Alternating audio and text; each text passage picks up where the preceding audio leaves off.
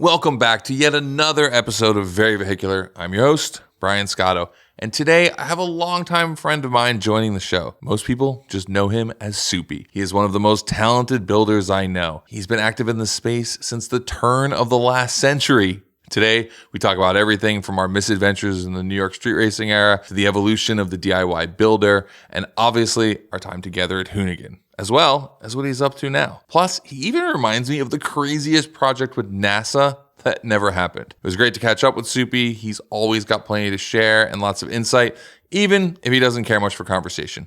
Enjoy the episode. And as always, big thanks to our title sponsor, Vyper Industrial.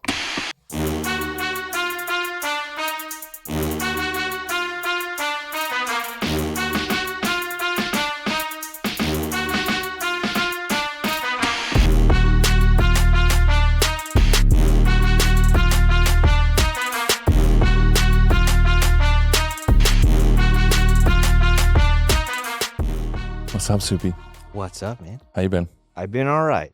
Yeah? There's a lot to catch up on. It's been a couple of years. Yeah. I mean, like, I saw you for my birthday, but, like, we didn't really, like, talk about life. Well, there was like a million people at the house. Yeah. So, yeah. You drive anything fun here today? No, man. You know I was going to ask you that. I know. I left the house. I was like, should I drive a car? It's like, no, it's still damn far. I just drove the boring TSX. So it's just... What is, like, your current collection right now? What do you still have? Do you still have the FJ60? That's a car I'm always going to keep. So I'll always have the FJ60. I have the Integra. I have the 993, the NSX, and then the boring cars, which is the TSX, the Rivian, and I just bought the FD back. Oh, really? Yeah, like... Oh, interesting. Like on the way here. Wait, on the way here you bought it? Yeah. Like you were coming, you're like, the energy of Scotto is I have to buy a car. I appreciate this. Well, I got rid of one car, and there's a hole in the side of the house right now. So I'm like, I have to fill that.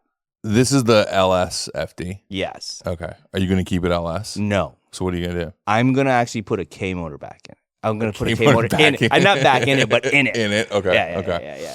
All right, we'll get to that. Yeah. So here's actually a topic that I want to start on because a lot of people obviously know you from the days at Hoonigan. Yeah. But like you're like old, like you're ancient, like you've been doing this forever, right? It's not that old. Yeah, but I've been doing it for a while. But you just look young. Yeah. Asian. Yeah. Hey, look, it's okay if you don't actually wrench on cars. You don't need to feel left out. You can still have Vyper Industrial in your life. For example, pick up a creeper, use it for covert naps. Got a problem with all the clothes on the floor? Their robust stool makes the perfect chair drobe. It's also really good for downhill racing. Got guests coming over tonight? Roll out the tool cart to serve up a decadent spread of charcuterie paired with a side of fine libations. Stressed out at work? Use the turbo fan for a little white noise guided Zen meditation. Or take your fancy sim rig to the next level, adding Mulsanne straight grade wind speeds direct to the face. Interested? Head on over to vyperindustrial.com. That's Vyper with a Y, because why not? Of all the sunglass companies out there, you might ask, why Heatwave? Aside from them being friends of mine, they just make great shades. Awesome styles, cool collabs, smart tech. They even have extra large sizes for big heads like me. And for those of you wearing this on the job, they make ANSI Z87 spec safety glasses too. But what really attracts me to Heatwave is that they are physically a part of our culture. You will find them everywhere, from King of the Hammers to Formula Drift. You'll see everyone wearing Heatwaves at your local track day event. Damn, you might even turn laps with the co-founder Justin, because they're one of us. So, one more reason to choose Heatwave Visual to fix your face. I'm a tool dork. My obsession might even dwarf my addiction to cars. I love collecting unique and specialty tools, which is how I initially fell in love with Wera. First off, they just make aesthetically pleasing tools. They feel good in your hand, they have a great finish, their sizes are universally color-coded, and they are super strong. In 2 decades, I've never broken a tool from Wera. I wish I could say the same about my other tools. But the thing I like the most about Wera is that they create clever solutions for your wrenching woes, because you need over-engineered tools to work on today's over-engineered cars. So if you're ready to step up your tool game, whether it's the Zyklop ratchet or the Joker wrenches, find them at weratools.com. We've been talking, one of the ongoing themes on the pod is this idea that YouTube has pushed everyone to build ridiculous builds that don't make sense, right? That like the regular build that like we all grew up with, which was like, you know, B16 swapping a Civic or VR6 swapping a Golf, like those things are like not cool enough anymore. Yeah. That people now have to put like the craziest thing in the craziest thing. And then it occurred to me as I was thinking about things to talk about with you today that you were doing that before YouTube, because you tried to put an RB into a Ferrari 360 before there was Instagram, before there was, I mean, there was YouTube, but like you didn't know about it. Yeah, I did that. So you were already doing like, so maybe, because I'm trying to figure out who's to blame for this. And I thought it was maybe Mike Burrows, like trying to build like F40s and stuff like that. But I realized like you've always done this. You've always liked the ridiculous build. Yeah, like I think I did that to that RB 360. I think that was like 2008. Yeah, because that was in 0 to 60 magazine. Yeah, right. It was 2008. I think I did. I don't know. Did you ever finish that? No, project? I ended up selling the car. Oh, okay. 2008. I don't know. And what was that? That was a Stradale. It was a Challenge Stradale. Yeah. That I sold the motor out of to another client because he had a Challenge Stradale that he blew up, and then it was just I had a couple RBs laying around, so it went. Like I got to a point where the engine tranny was together, and then like it was in the car. I started wiring it. And then, like, I needed the money, so I ended up selling the car. Yeah, and this was like 2007, 2008. Yeah. And then I did the... What were some key features of that? Because didn't you, like, paint the valve covers were, like, green, right? Yeah, I painted, yeah. Yeah. You remember had, like, that car. Takata straps in it. Like, yes, it was very... I tried to make it very JDM. Which nowadays, I think, is something like that you're like, oh, I feel like you've seen that. But back then, nobody was doing that. Yeah. Like, I had work wheels on it. Yep. I just had a work wheels on it. Yeah, I had Takata belt in it. I had I still can't say it right. Is it Bride or Brid? Brid. Yeah. At least I think so. I don't know. Whatever. Someone will correct us, as the internet does. I had those seats in the car. It was it was like a very JDM build. Yeah. Because the other day I did an episode with Vinny where we were like talking about how the 360 is like really affordable now, and it wasn't then. Yeah, like, it was still $100,000 plus car then. Yes, right? When you had that. And that car, I think, is one of the reasons I wanted a 360. Yes. Like, because it was just like, it was batshit looking. Yeah, it had a roll cage in it. You remember that? Yeah. Because it was an actual race car. It was an actual race car. Yeah. And we could only drive it around, like, it didn't even have a real VIN. Right. So, like, we drove it around. So it was actually just a challenge then, not a Stradale. Yeah, it was a challenge. Just a challenge car. Oh, okay, yeah. So you decided to put an RB in it. Yeah, why not? Yeah. So I wanted to kind of jump a bit into, like, origin story for you. I actually try to avoid origin stories on this pod because I feel like a lot of the guests that come on, all they ever do is tell their origin story. But like you are this man of mystery that like I think to the internet you didn't exist before you started working at Hoonigan. Yeah. And I want to go back to this thing. It was like sport compact car. And it was a list. I don't know if you remember this, but I want to say this was like maybe early 2000s. Okay. And then they were like, it was like a top list. And it said top 5 builders of all time. And in the list was like Steph Papadakis, right? And like, all Vinny 10, like all these like really well-known names. And the last one said, and a guy named Suppy from Queens, RPM. And obviously I knew you at that time. Yeah. But like you always lived in this weird outskirts of like, you didn't want publicity. You just built your stuff. But I don't even know if like our roads connected because of C&M, which was a Volkswagen tuning shop, and they somehow convinced you to weld shit for them. Yeah. And that's how I met you. But you were doing Honda stuff before that. Yeah. And I also wait, maybe I met you through AI design. I don't actually remember. I don't think we ever ran into each other there. Right. I worked on their stuff also. They let me drive your GTR once. Yeah, I heard. And then, like, I don't think we've ever ran into each other there. I think we did run into each other at, I think it was like a gas station that C&M was like working out of or something. Oh yeah, the one out in Long Island. Yeah.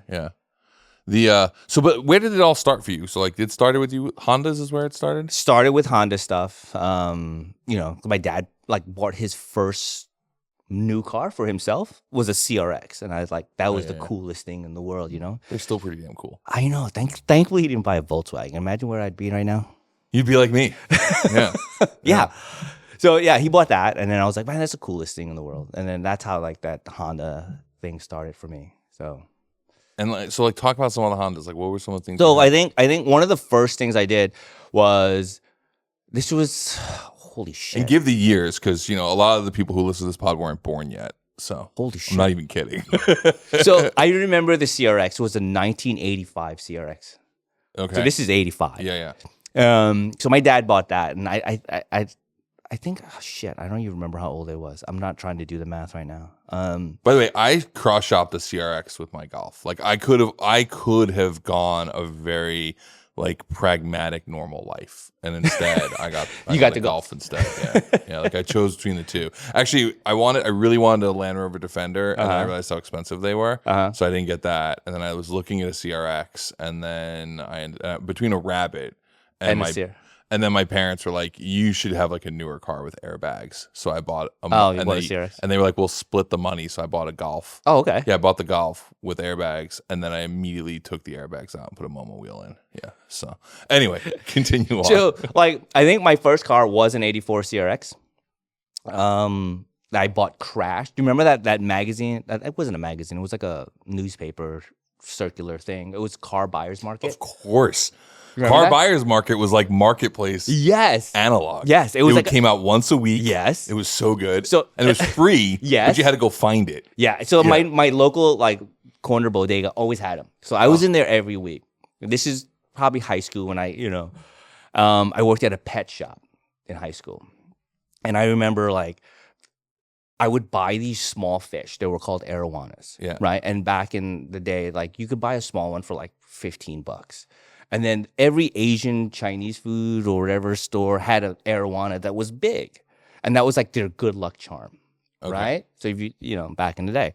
So I would raise them and then sell them for like hundreds of dollars. What kind of fish is it? Like tropical? Yeah, it's like a tropical freshwater fish. Okay, like a beta? Or? No, it's called a silver arowana. Okay. So it looks like a big long thing like that. It's silver. It's got some it looks cool. Okay. So it's very like good luck. Okay. So I would buy them for $20, and then I would have this big fish tank at my parents' house. I didn't pay any electricity. I didn't pay any water bill, so it was great. So I grew them for 6 months, sell them, hundreds of dollars. This was 16. So you were hustling early. Yeah. Yeah. Like the only way I bought my first car selling fish, right? This is a story I didn't know. Yeah. So I saved up enough money. I bought a CRX, and then getting back to the Car Buyers Market, like in the back, remember the rebuildable section? Yeah, of course. Yeah. So that's where I was. Dreams were made. That's where I was exactly, right? So it's like I could rebuild that, and at the time I was like, yeah, I could do that. And for the people who were born after, late 90s, like back in the day, you'd have to actually go through a printed classified and make a phone call. And these people, it wasn't like there was like 19 photos to scan through and all this. It was probably like less than 100 characters. Yeah. It would just, everything would be like shortened too. So it'd be like VLKSJTA. And you're like, I think that's a Volkswagen Jetta. It's like runs. Bring tow truck. You're like, wait, what? What was great was in the back, it was such a shitty thing that like it was black and white. Oh, yeah.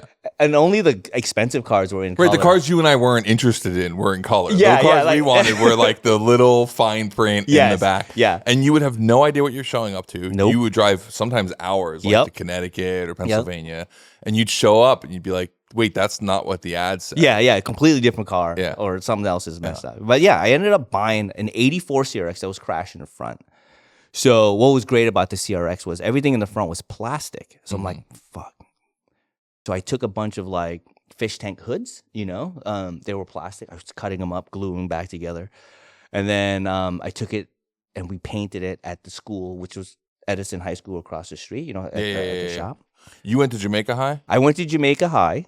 And then Jamaica High was across the street from Edison. Yeah, and Edison, I know. Yeah, Edison had. So I went to Malloy, and every day at Malloy, you tried to get out of the train fast enough so that the kids from Edison and Jamaica High wouldn't rob you. Because we were all Yeah. right next to each other Well, in Jamaica, Queens. There's no more Jamaica high school now. Okay. Now it's a charter school, whatever it is. Oh, okay, yeah. So, it's probably yeah. hard to get into now. But back in the day, Oh, yeah. like if you lost a jacket on the Yes. E train, it's Yeah. probably at Edison or Jamaica Yeah, High. yeah. It was rough. Yeah, it was yeah. rough. But yeah, so I went to Edison for the shop classes, taking auto body stuff. So I took the car there. We painted the car. I ended up selling the car. And then that was like the first flip. That was actually my first car. It was my first flip. And then I got it was a Honda Accord. It was the SI, which had the hatchback Accord. It was called the LXI. Mhm. So it was fuel injected. And I was like, man, this thing's fast. Whatever. Back then, everything felt fast. Yeah. It Yeah. was like, oh man, this thing is fast. Yeah. And then I was like, I wonder if I can make it faster. And at the time, it was fuel injected. So I was like, what the hell is this shit? You know? Took the fuel injectors off, and I got a set of carburetors off of something. I forget. Some side drafts. I think it was off a bike. Right, yeah. And then that was like my first modification, my first like introduction into modifying car. Oh, it ran like shit. It was so bad. It was. And so where were you living at the time? Queens, in Okay, Jamaica, yeah. Queens. Okay, yeah. Yeah. So So you were like going out to Franny Lou. oh yeah. Yeah. Oh yeah. Like that was the test strip, Franny Lou, because Franny Lou was like 5 minutes from my house. I can't imagine something like Francis Lewis Boulevard existing today. No.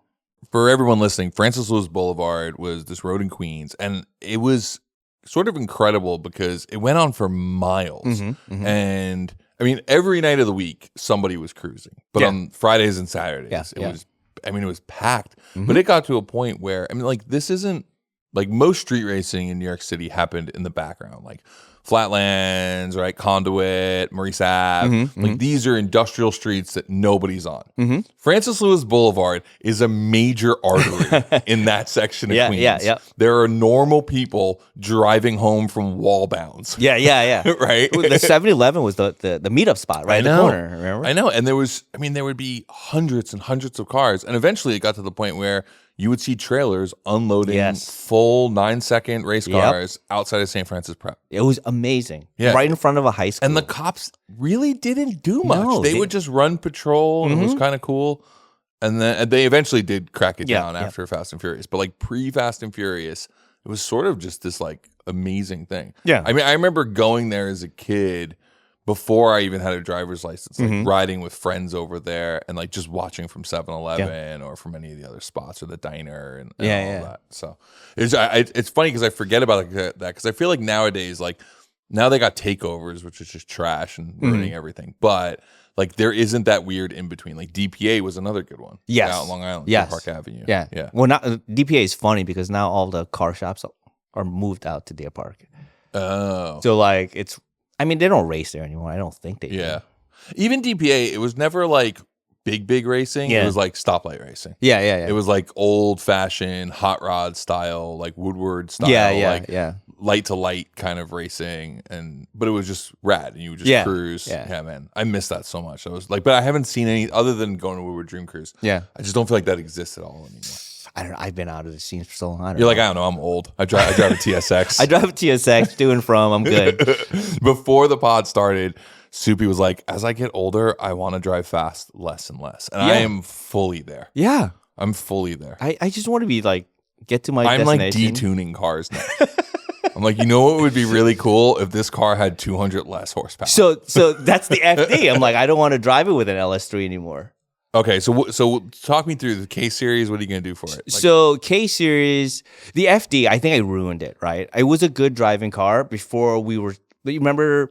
I don't know if you remember this when we were still doing this versus that. And then Rob Dom has his Corvette that he put a rotary in, and we were supposed to race my FD versus Rob Dom. Yeah, and I was like, I'm not fucking losing. Right. So I was like, I'm going to take this car apart. It was great. You know, it had like a mild cam in it and everything. And then I call up Zach. I'm like, Zach, I need a set of heads. I need the biggest cam you got.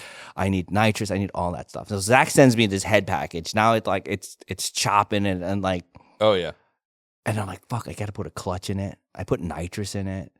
And I re-geared it just to do the quarter. I completely ruined that car, and it drives so terribly. And you never ended up racing, Rob. No. Right? So you did all of that for nothing. For nothing. It's funny because a lot of the audience hated this versus that because they missed just the original banter. For I think we all enjoyed making it though because it was kind of fun. Like it was like you never knew what was going to happen. Yeah. We were always like kind of side betting on cars. But there was this period of time where I think everybody wanted to build a fast all-wheel drive drag car. Yes. Like because I remember that was really what you were looking at the Integra for. Yes. Like once I realized that the Audi Coupe Quattro, I'd built something that would never turn properly. I was like, well, it could always be a drag car. Right? Obviously, Zach built the Tahoe. Yes. Like, it's funny because and then none of us ended up racing our own cars. I know. we never did anything. We all left before that. So I this versus that, like I got this whole car set up. So this versus that ruined the car. And then I ended up like, I hate driving it. I'm going to sell it to my friend. And he's old too. He's older than me. And he's like, I fucking hate driving this car. Suppy, I actually don't know how old you are. I think you're older than me, but you could be anywhere between 35 and 55. Like you live in that like kind of sweet, thank your genes for that. Like I clearly look like I'm in my 40s. You just don't. It's great. You will age overnight. We all know that. Yes. Like one day. You'll just wake up one day. Yeah, and then like Crypt Keeper. You know what I mean? Like fucking haggard, humped over. I'm actually going to turn 50 this year. I thought you were 50. That was my guess. That's fucked. Yeah. Like, I can't believe I made it this long. Yeah. My father-in-law said to me, he's like approaching 80. And he's like, the weirdest thing is at a certain point, you stop feeling older. He's like, you kind of are just like a 35-year-old. Yes, that's the way trapped in an old man's body. Yes. And I'm starting to realize that now. That like there's a moment where you just kind of don't get older. And you're like, you just stay there. Yeah. Like the guys that work for me, they're like 25. Yeah. I'm like, fuck. Who's working for you right now? So Grimm's over there. Grim is still there. Yeah, Grimm's with me. And I have this guy, I have two other guys. Is Derek. Derek came from Ford dealership. Also a Porsche guy. And I have Jansel, which he is actually an accountant.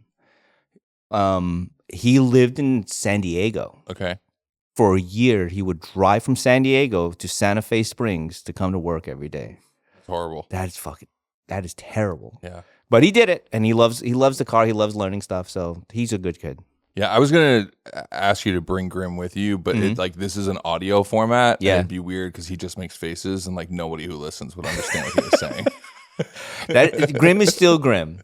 Yeah. So nothing's changed, huh? Nothing has changed. Just sits at just enjoys plasma cutting things. Yes. Do you guys have a mill? We have a CNC now. So he's pretty excited about that. Yes, that was like his new thing. He was like there for the late nights, just trying to figure out how to make it work. So he's a special genius. I miss him. I would always just like do like these little cardboard like brackets. And I'd just leave them on his desk. I remember. And he'd come in the morning and I could just hear him cursing under his breath. But then at the end of the day, it would be there. It would be there. It would be better than my cardboard bracket. Like he would re-engineer it. He never trusts my measurements, so he'd always go and re-measure it. But it was like the thought that counted. It's the same Grim. He'll complain about it, but he'll do it.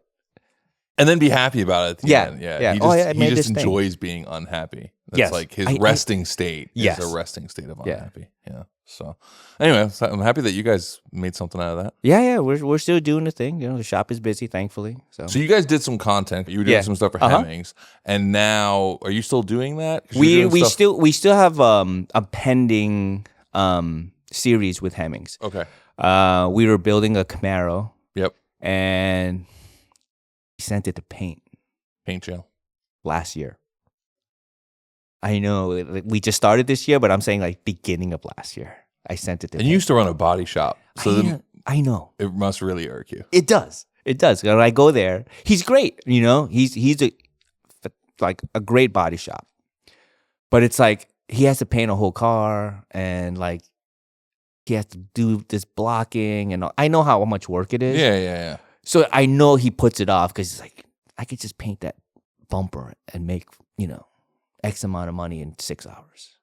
So and this is a total tangent, but Tim just bought a new shop in Huntington Beach off of 5th. It's called Pristine, and it was a old Porsche shop in Huntington Beach, like right in downtown. And one of the reasons he got it is because it's grandfathered. It has a paint booth. It has all these things that you could never have in the downtown district.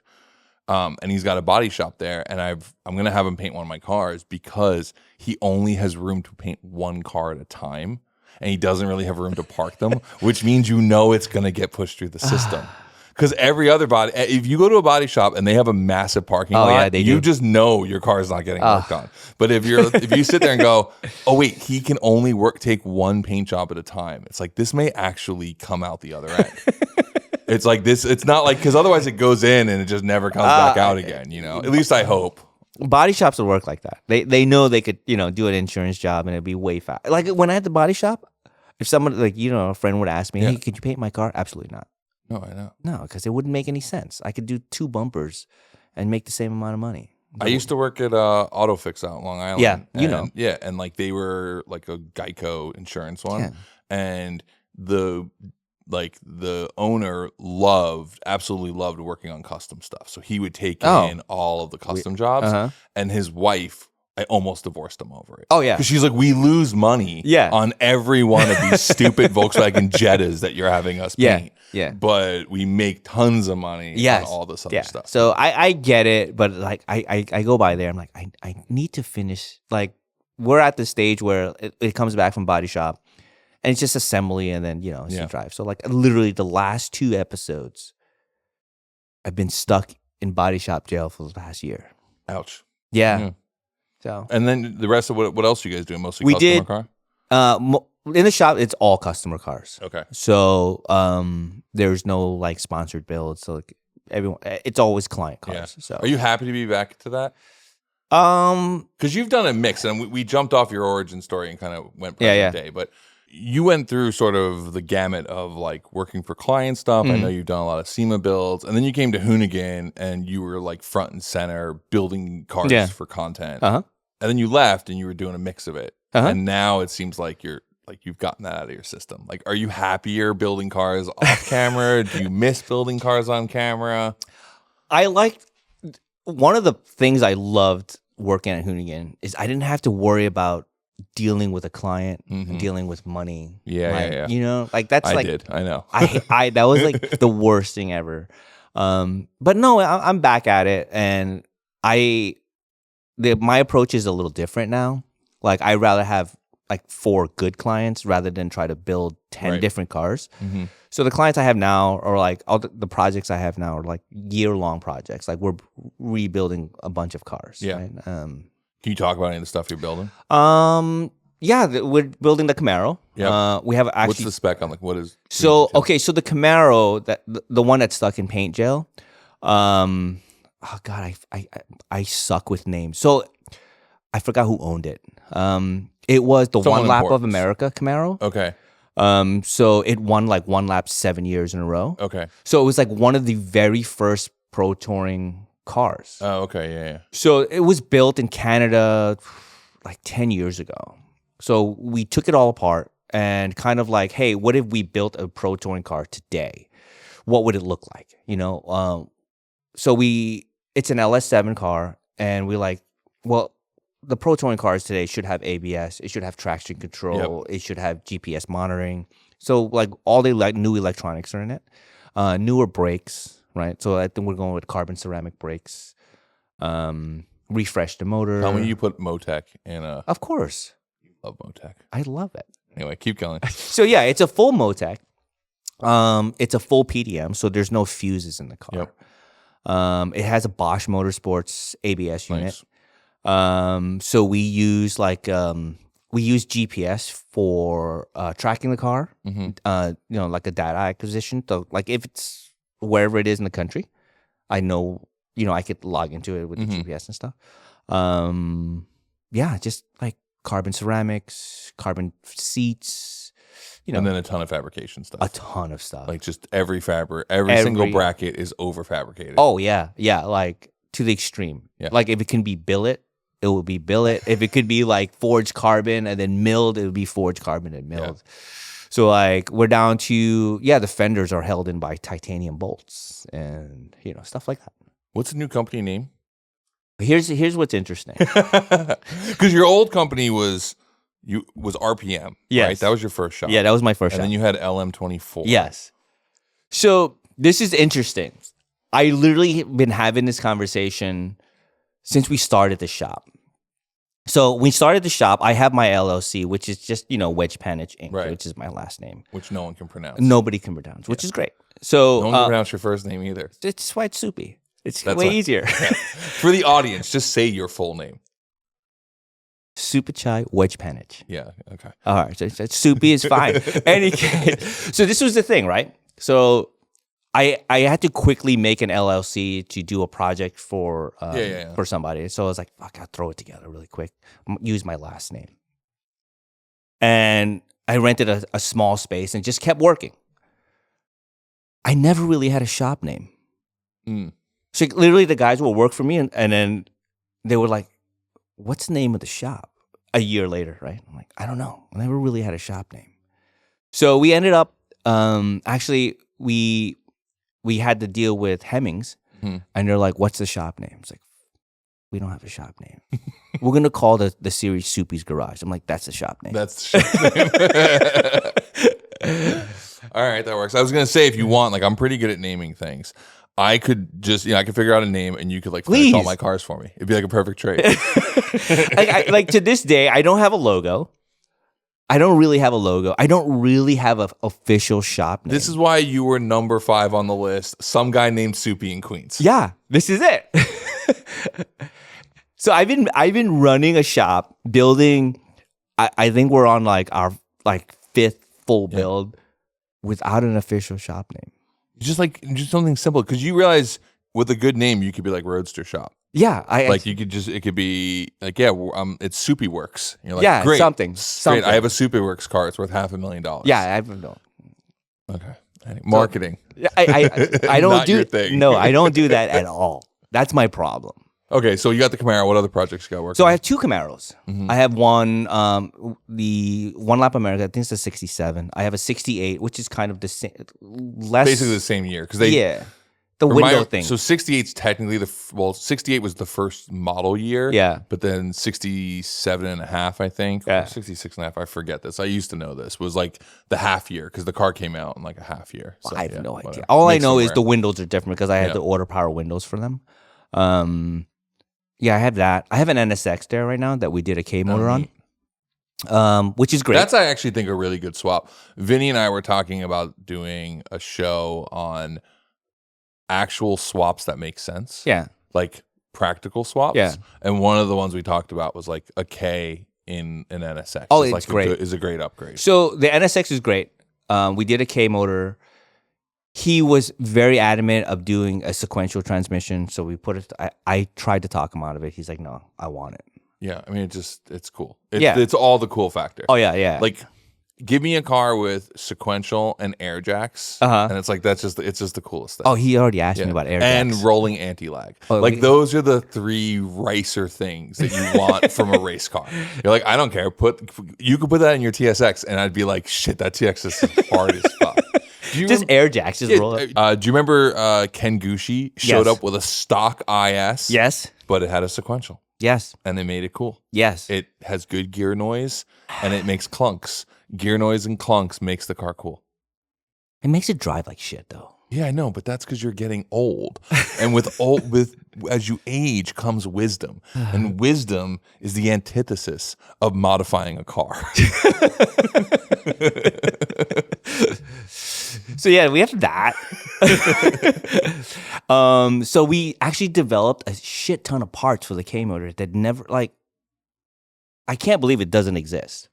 So we actually made a bunch of parts. And you don't make it. None of this is available. None of it. People. When I was looking up online, so now we CNC custom. You should hire a business person, like a business manager. I would probably make a lot more money. Yeah, you would. Yeah.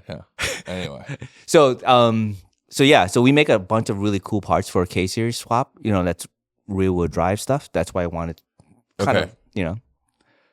And what is that stuff? What kind of parts do you make for that? So like the water necks longitudinally. Yeah, it's like the water necks are always a problem because they're always in the back. We make this really cool intake now. We make it like an intercooler block for the intake. Okay. And what do we make? We make throttle bodies for it, adapters for them, all sorts of like little knickknack stuff. Do you remember? You remember this conversation because it was kind of going on. I think when you were still at Hoonigan, which was that it for some reason transverse Ks make 1,000 horsepower with no problem, and longitudinal Ks blow up. It's the oil pumps. So this is like a real thing that real people thing. were dealing with. And it's just because they were engineered to work one way. Yeah. People turned them the other way. And they had problems. Yeah.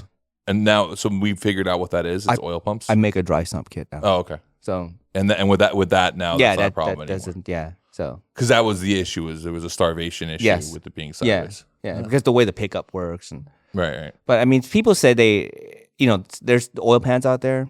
I still don't trust them. So we just make a dry sump. So we have that.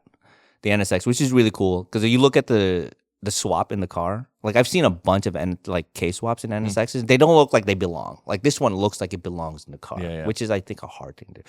And plus it has AC. It already has electric power steering. It has AC. So we run the intercooler systems through the AC, so it chills the liquid. Nice. Yeah, so you run the coil like through. Yeah. Neat. So we run that system. Do you remember in like the mid 2000s there was a company that was like selling that? I think they were called like Cryo, something Cryo Works or something. I don't remember. No. It was like it was when nitrous was really big. But instead of like doing a nitrous kit, they were spraying CO2. Yes. And they had like it almost looked like a math. Right? It was like in line, yes. And it had a cone in the middle. And it would cool the cone. So the CO2 never went into your intake. They just used it to cool everything down. Yeah, it was called like I forget. And there was a lot of those things. But I remember like that was one of those like this is going to be the next new thing. And it wasn't. It wasn't. But, yeah. I like the tornado that you put in the. Remember that hype? Yeah.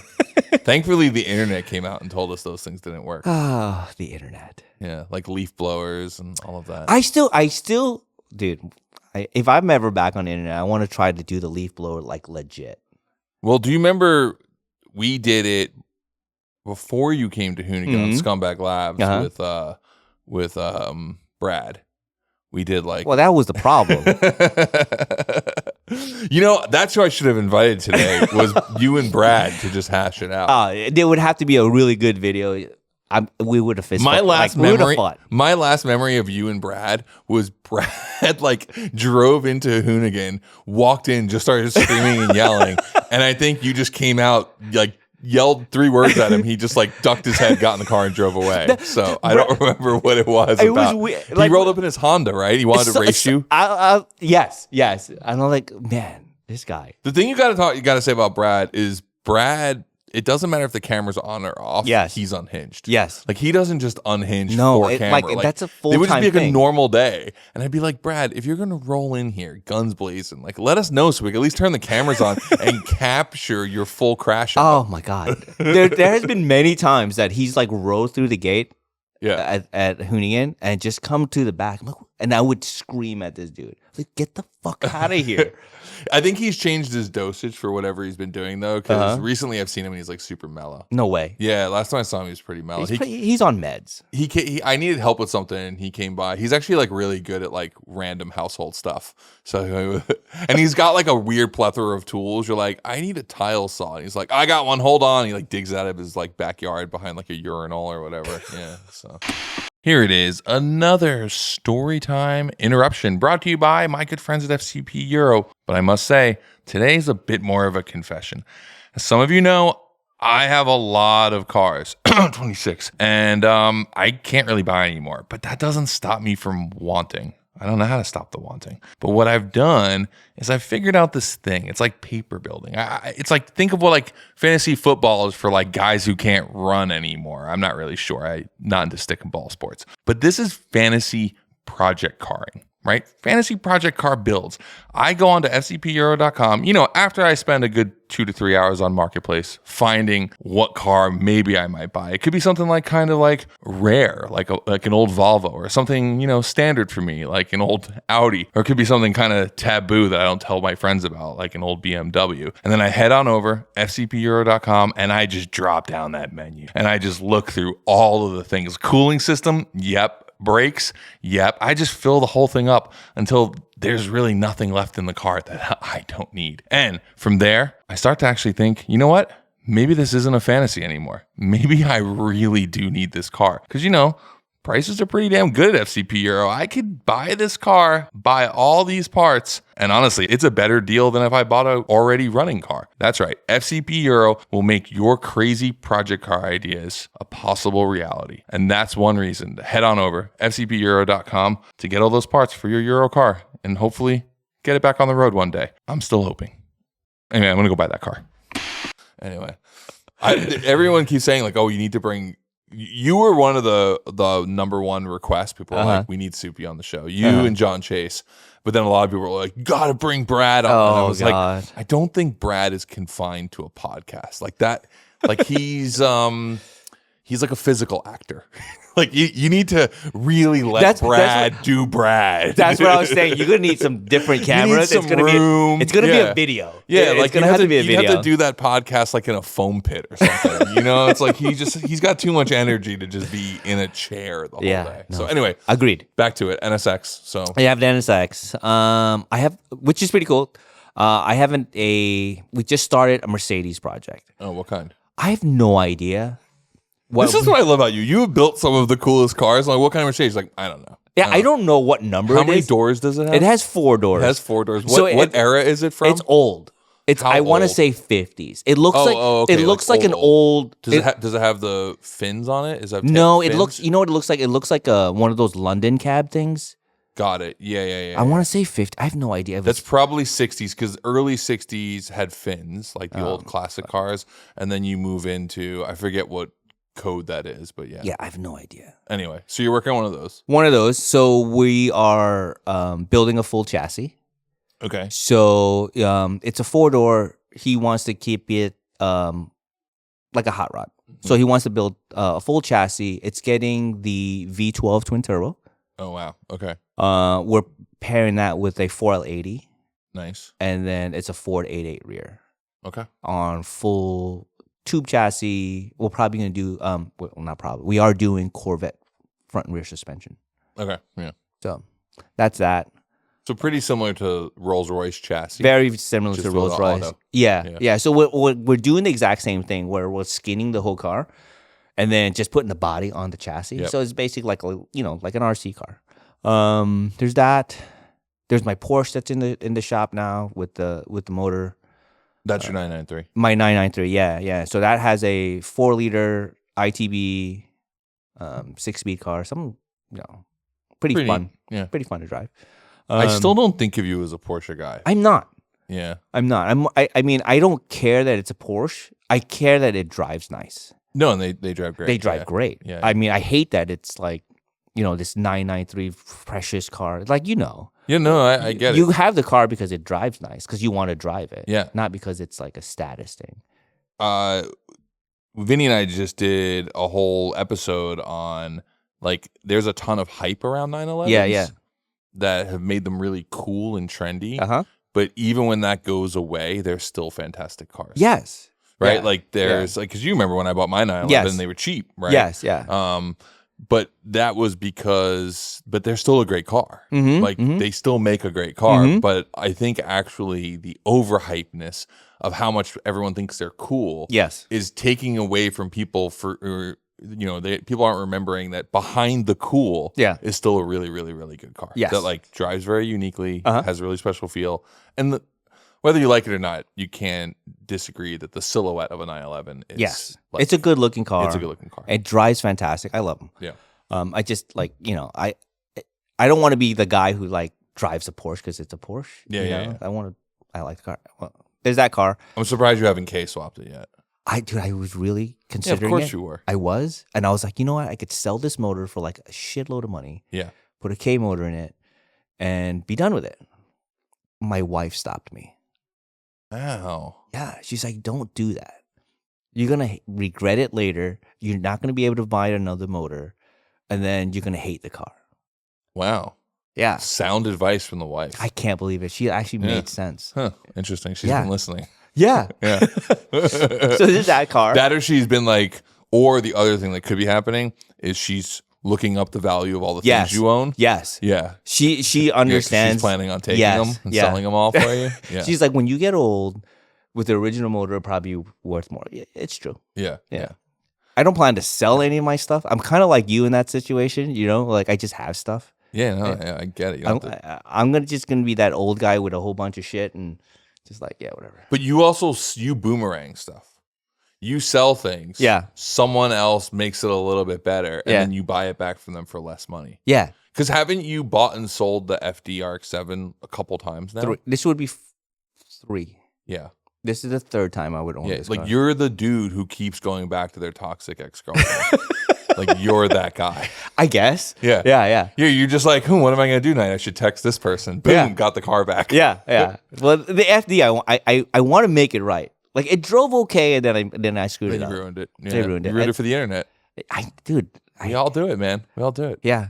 So there's that. You were a part of ruining my Audi Coupe Quattro for the internet. Oh, I think it was know. pretty cool when it was just a car. I know, and I kick myself all the time. Like, you know, I'm part of the problem why people are building 17 turbo Ferraris. Well, this is what we were talking about. Like I said this to Rob. Like we all push the limit of what we think is normal, and we never really talk about how difficult all that stuff is to do. Yeah, because on you know, in the video, it's like, oh yeah, it's easy. Yeah.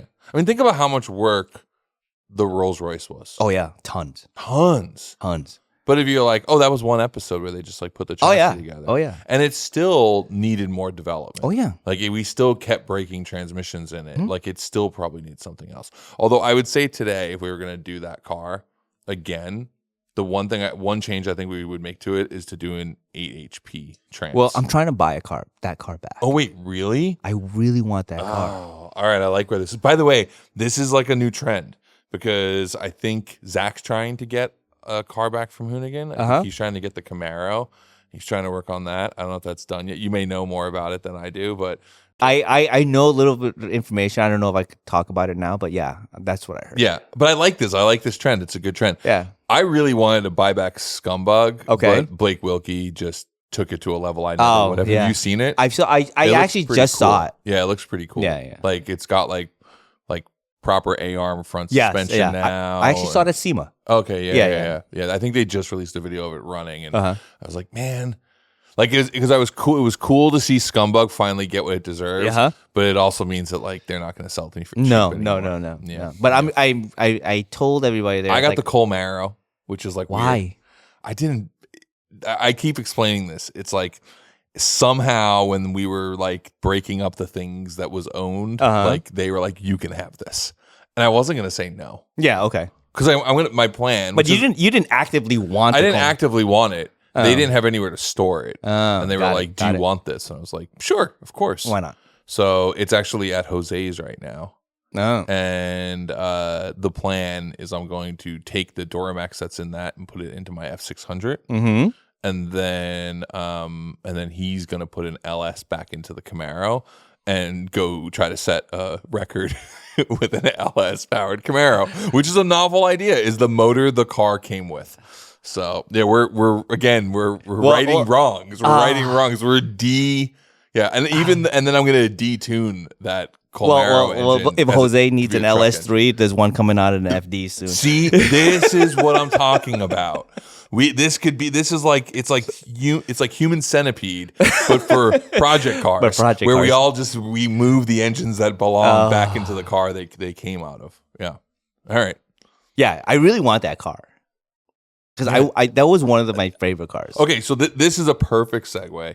In the first couple episodes, we had Vinny, we had Ron, we had Dan, Zach, and Hurt were all on the show, and I asked them to list their 3 favorite builds we ever did at Hoonigan across all time. So, what is your top 3? It's Warthog. Okay. The Indy-Truck. Okay. And the Rolls Royce. Those are all your builds. I know.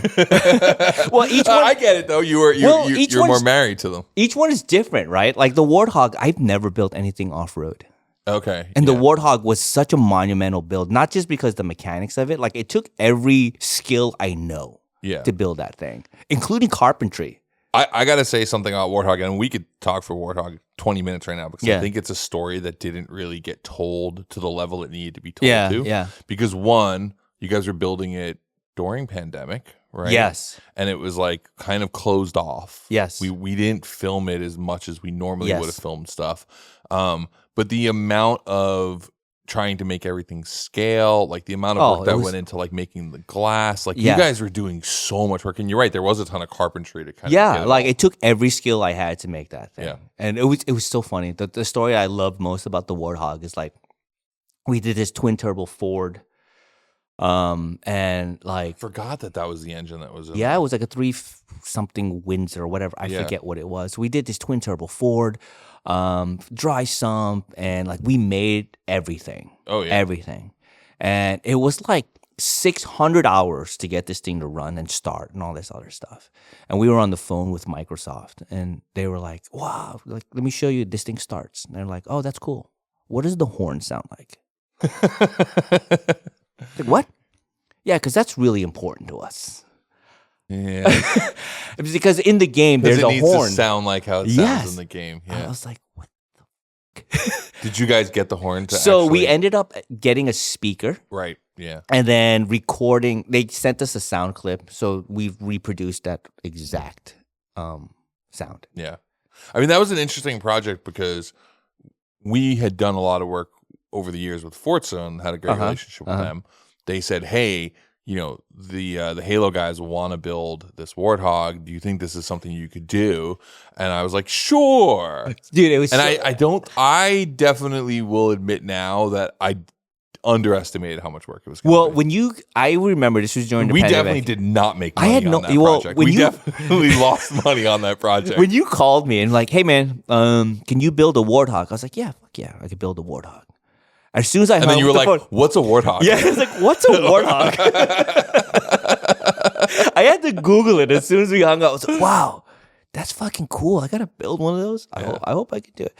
Yeah, that was interesting because like it took every skill I know. Yeah. Like, you know, wiring, because that thing was like part RV.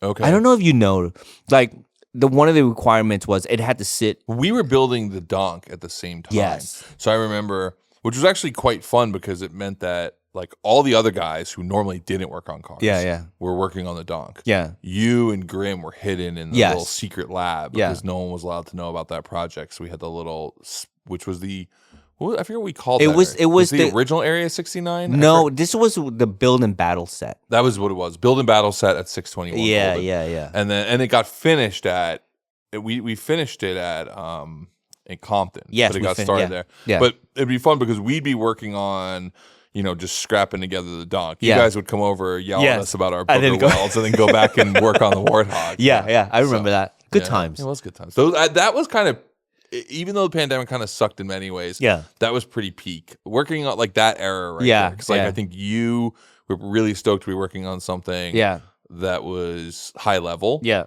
And I think kind of like brought back all the stuff that you learned at like AI design, that kind of era. And then we were all stoked to just be out of our houses and like work and like learning to weld, and like everybody really pitched in on donk. Like I think it's one of the, to me, donk's one of my favorite builds because it was like full court press. Everybody helped on it. Like from Hurt, John Chase, me, Vin, like everybody worked on that project, which was cool. Where normally it wasn't normally like that. Like, like the reality was you guys did 90% of the work, and then everybody else would come in, like move a few bolts, and then be like, all right, we're out of here. Yeah. No, but the donk was good because we separated the car. Remember that, like the chassis. So like we would always divide and conquer around. It was great. So it's interesting. So Warthog is a car. We'd mentioned it in the list, but I don't think it was super high because for us who weren't involved in the build, that vehicle almost didn't seem real to us. Yeah, because like we drove it like once and then it got shipped off to Microsoft. We never saw it again. So I can see why that's high for you. And then the Ridgeline is an interesting one because we all admit that the Ridgeline is probably one of the coolest builds we ever made. But because we weren't allowed to drive it was weird. I like the Ridgeline for the technicality. Oh, of course. I Right? mean, it was an Indy car that we Yeah. worked with Honda with. Like, Yeah, so- that's like and the Honda engineers were gassed to work with I us. Like, they were know. super, super stoked about like it. they would sneak out I and just know. make up meetings to come by. To come by. I mean, it made me have so much more respect for like Honda racing. Yeah. And it actually developed a bunch of good relationships with Yeah. all those guys, but they were so into that project. Yes. But they didn't trust us to drive it. And No. I think that like reduced all of our interest in it because you're like, wait, we can't. I think the only person I ever drove was Grim. and he almost totaled it in the parking lot. Yeah, I remember that. Yeah, I think Grim was the only person that was able that drove that car. drove it. Yeah. Otherwise, it was Indy drivers. Yeah, It was yeah. like their actual test Yeah. drivers. Yeah. But that car was cool. I was It like, was super, super cool project, but it was definitely us jumping the shark. oh yeah, We were like, yeah, so here's a very relatable project. yeah, It's a Honda Ridgeline where the back half of I it's think- an Indy car. yeah. I think that I think we were part of the problem of these ridiculous builds. you Oh, know? yeah, for sure. But it was just what everyone was doing on the internet. I don't think it's changed. Like, I think everyone's still doing ridiculous builds. I don't know. I hate that. Yeah. I- I was big. I mean, I like ridiculous builds because I'm kind of like you. Uh-huh. Like the reason I think that I connected with you back in the day is I was like, this dude's crazy enough to put an RB into a Ferrari. Like, I just love that blasphemy. Yeah, Like, yeah. Oh, like, and I also enjoyed the like this will upset people thing. Yeah, Like, yeah. I think there's something kind of fun about that. And then I went down that route, made a bunch of things that are like still a headache to me, like my Land Rover, all these different things. Are like, yeah, it'd be great to just put an engine out of a generator in here or whatever. And I love the R2.8. It's a great swap, but it took way more to get it to work Oh, yeah. properly than I thought it would. You know, like in my head, I'm like, yeah, we can Yeah, just a bolt it weekend. together. Everything's a weekend. Oh, dude, I'm telling. Everything's a weekend. Everything's a weekend. And now I'm really excited about just rebuilding an 8-valve for my Rabbit. Basically the engine that came in the car. Uh-huh. I mean, it's a bigger displacement, but like it uses the same motor mounts. Like, and that's exciting to me. So- Meanwhile, I have a VR6 powered Corolla that is still just not anywhere near operational. I saw it behind the shed. Oh yeah, you saw it up at the Yeah, and I knew when I Yeah. walked up to it. It's like this. Yeah, let me know when you got some space. I'll just drop it by. And Grim can just over-engineer Oh all yeah, of it. just all of it. he'll complain about it the whole time, but like this is stupid. Yeah, I, yeah, yeah, I yeah. hate cars. Yeah. This is him every day. No, but it's also it's part of the enjoyable part of Grim. I mean, his name is Grim. Yeah, He fitting. has a very grim outlook on life. Fitting. Yeah, it works. So Ridgeline, Yeah. Ridgeline was great. The Honda engineers were fantastic. yeah, It was and then great. the rolls. It was funny because you would tell these guys who would like design, they were designing everything from the new race car Yep. to like the Odyssey, and they were designing suspension parts and all this other stuff. And they were like, "Hey, we have this thing. Can you make that work?" It's like, "Yeah." Well, how are you gonna do it? I don't know yet. Just drop it off. Yeah. And at first they were really hesitant about dropping stuff off, Uh-huh. and then after a while, like, "Hey, we got this thing. Can you make here? Take it. Considering like when we would go visit them, we'd have Yeah. to like put stickers over our cell phones. Yes, and, like, yeah. It was like super high tech and like high security, and then you just come to Hoonigan. Yeah, yeah. So You're like, oh, that thing. Yeah, I think we left it outside. I think it's on the picnic table. Yeah. No, literally, Be careful. People are doing burnouts out there. they came one day and we were having lunch and we were gathered around the motor and there was like literally like Chick-fil-A wrappers on top course of there were. the Indy motor. Yeah. It was great. And they were like, they came the first couple of times they came in, they were just Was it in awe. Chick-fil-A or was it Cane's? I Because you guys were serious Cane addicts at that point. I think it was Chick-fil-A. Oh, okay. Because every time we would film something, we would get Chick-fil-A breakfast sandwiches. Because I remember any time I would go to lunch with the Yes. shop, you guys were like, we're going to Cane's. Yeah. Because you're like, fuck, Scotto's paying. Everyone's getting like the 6-piece Caniac. But yeah, that was good because it was Honda, it was an Indy car. When are you gonna be able to do that No, again? it was- Never. And that's why like that was such a weird project for, I think, the company because it was a peak build. Yeah. Right? One of the coolest things we ever Uh-huh. did. And I think one of the things we were really proud of. But it was also like the least relatable thing. Oh, we yeah, ever for did. sure. Like from the people who started this with a E36 that had Yeah, like yeah. a 4-cylinder in it. Is that still around? No, you don't remember? We cut it up. Did we? Yeah. Oh, I don't remember. Maybe you weren't there for that. But yeah, we cut it into pieces. Oh, man. Yeah. Yeah, it's gone now. Oh, like good. there's nothing left of it. It was like bananaed anyway. Yeah, it was. I mean, turning that thing into an off-road vehicle was the dumbest thing we ever did. Yeah, I'll take some credit for that because I think we were just bored of it. And we're like, oh, let's go do something with it. Dude, we spent like 3 weeks putting suspension on to jump it for like Jump once. it once. Yeah, Zach jumped it and then buckled the whole chassis. Yeah, the whole thing just turned to shit. It was over after that. And this was like my one of the first things I did over there. Is that one of the first things? Yeah. You know what's... I just remembered now. So you started, we offered you the job. Uh-huh. But K-Truck was the first thing. Came out, you finished K-Truck. Yeah. Which, by the way, when we put out this list, people were bugging that K-Truck wasn't on the list. And the thing I explained to everybody was it looked cool and drove horrible. Oh, God. I hate that thing. Yeah. And the gearbox was opposite, so the sequential was opposite. It would trip your brain up every time. It was during the pandemic. It was actually shipped to my house, remember? And it was shipped to my house. It was shipped to your house we shipped it to your house in New York. Yes. And you built it in your garage. In my garage. Which was really small. Tiny. Like a one-car Queens garage. Yeah. Yeah, and it's shit everywhere. And at the time, I was like, that was some great content, though, because you were doing some real DIY level stuff. Like, didn't you use...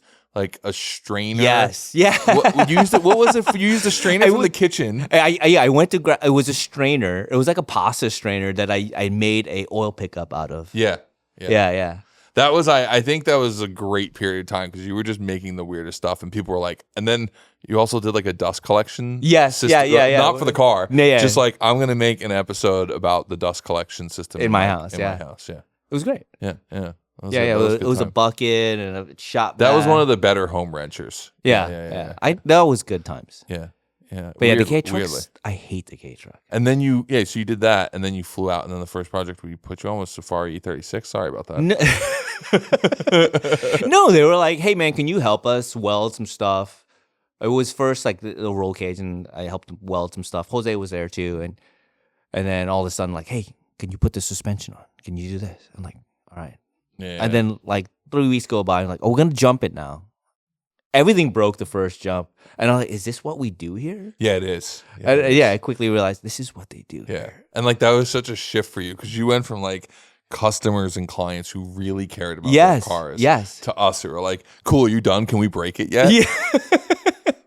Yeah, because right before Hoonigan, I was doing the body shop stuff. So like everything had to be perfect and pristine before you gave it back to somebody. Yeah. I think some of the peak times were when Jamo came out. Yes.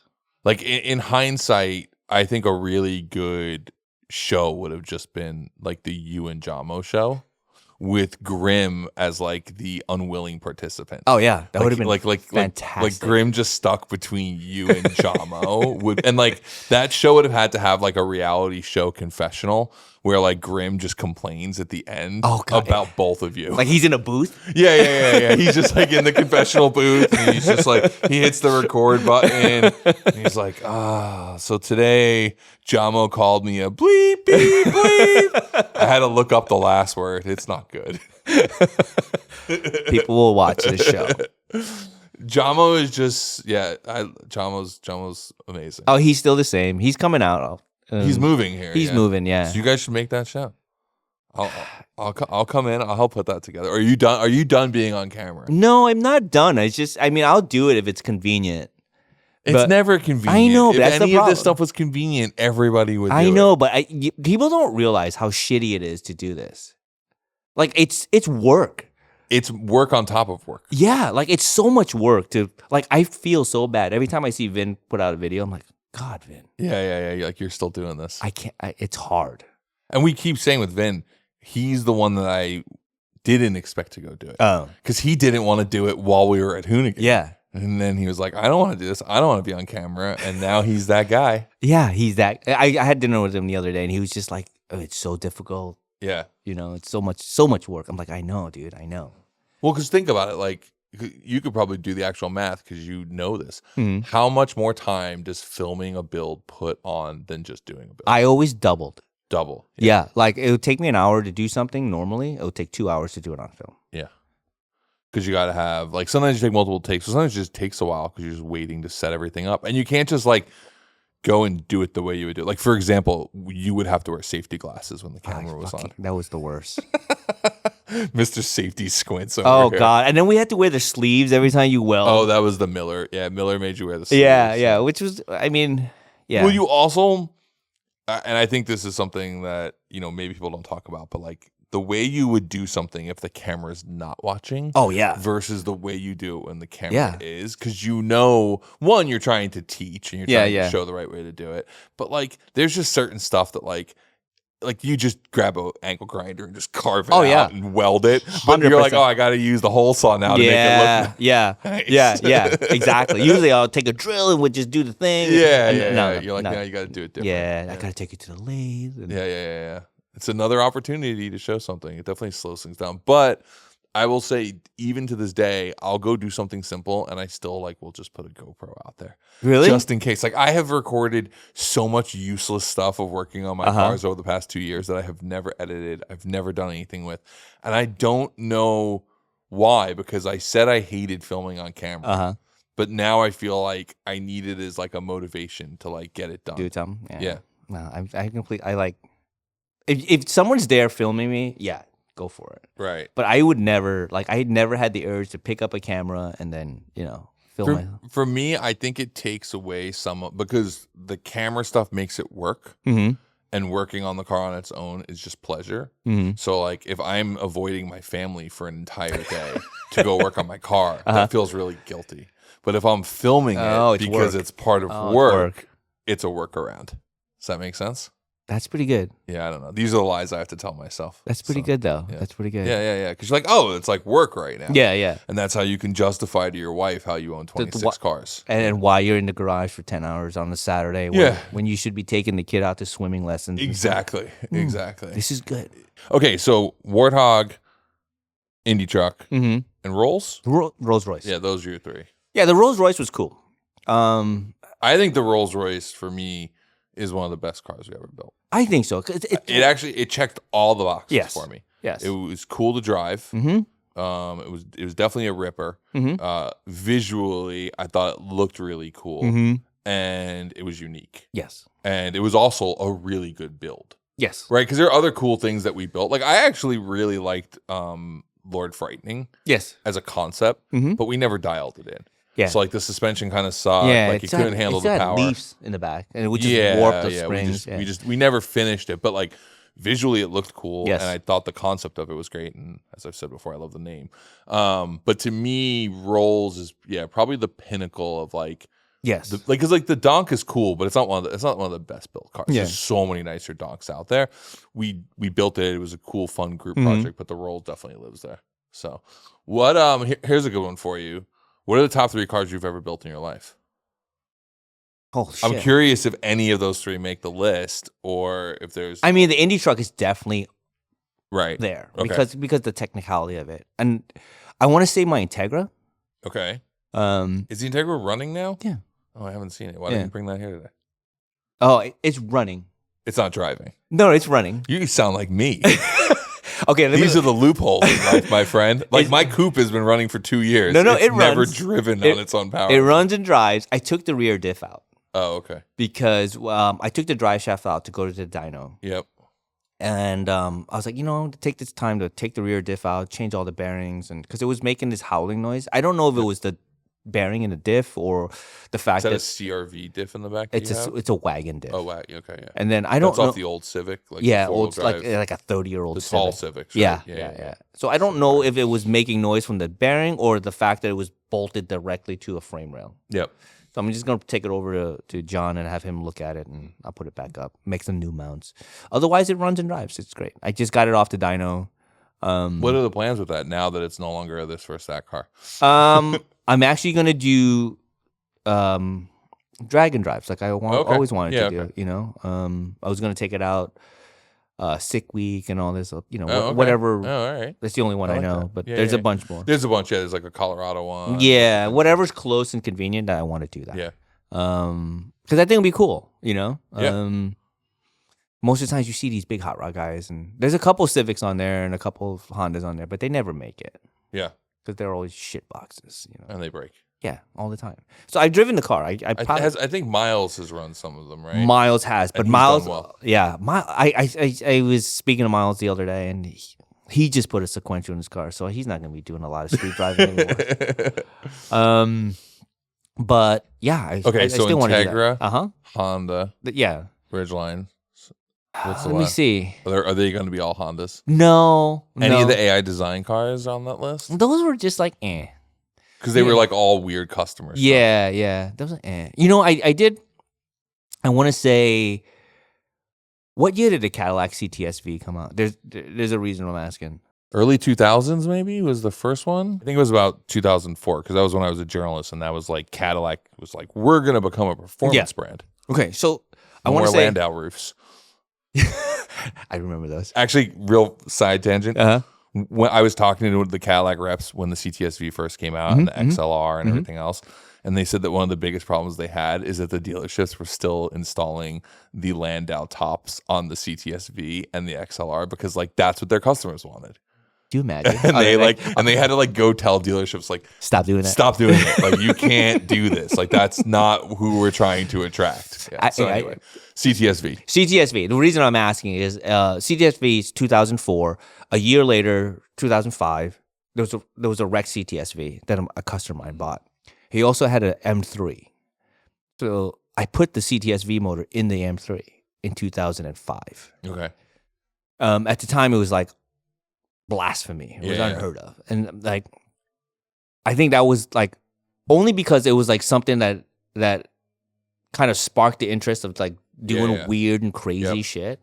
And that was a really fun. And that was before the LS sort of like trend. I mean, that was even before people were really calling them by the LS name either. It was still like the Corvette engine. Yes. Yeah. So that was like it was the new small block. So 2005, I did the first LS swap that I know of. Yeah. In E36. Interesting. M3. When I was at 0 to 60, we ran an article about LS1 swaps because they seemed so unique and interesting at the time. And I remember one of the cars was a Volvo. It was like a Volvo brick, and then the other one I want to say it was an FDRX7 was like, and this was like 2008. Yeah. And it was like a novel idea that people were putting Corvette engines in these cars, right? And then the LS3 was about to come out. So that I want to say that's on my top list because that was like kind of started the, if I can do that, what else can I put weird shit in? Interesting. Because before that it was always like, oh yeah, I'll put a Honda motor in a Honda, but like the crossbreed was, I think, started with that car. So let's, on the conversation of building a drag car, let's rewind back. So you're building Hondas, and then I know that a piece of this, you got the drag race, street race bug in New York. So we're going to go back to origin story here. Where did that go from there? Like, what were you, because like this is actually something I don't know a lot about. Like, I know this is like RPM era. You and your brother were doing that. And I know that you guys were super notorious in like street race cars and English town cars, right? Yeah. So we started drag racing. Dude, it was like 99. Okay. This was during college. So like it's the whole story. We used to start, we started in the garage, right? We had this rented college house that we started doing stuff in the garage. And then we eventually moved back to New York and started doing Honda stuff. It all started like back in the day. It was East versus West. That's all it was. And so like we raced against the team. They called themselves Team California. It was like the biggest drag racers from here and went there. And it was great. Those days I loved because you would show up to the track. There would be no internet, and everyone just had wildly different shit. And that's what like caught the bug of drag racing. Well, that's the. And you were around in that era, but like that's the Fast and Furious story. Okay, so the Fast and Furious story, I've heard. You were there. I was there. And you knew Angel from Yonkers, right? Yeah. He built that car. Okay, yeah. Yeah, we Angel, Ralphie from DRT. Yep. The Racer X. That was him. Yeah. Yeah, we knew all of them. Yeah. And then we would, so we would share. We became friends with all those California guys. That's how we, I know all these guys from here, and we would share tech. You know, like, hey man, we're doing this. Hey man, we're doing that. This is the latest turbo. Let me also just pause for a second and just tell the audience. So the backstory is that the original Fast and Furious script was actually optioned from a Vibe magazine story, which I think was called Racer X. Yes, right? Racer X. Yeah. And it was about a story of all of the top California teams that were like big sponsorship came out to Englishtown to basically put on like a, you know, it was a race, but it was like this, like, look at the power of all these cars. And you had, you know, all these top drivers, you know, Bergenholtz, you had Papadakis, like everybody came out.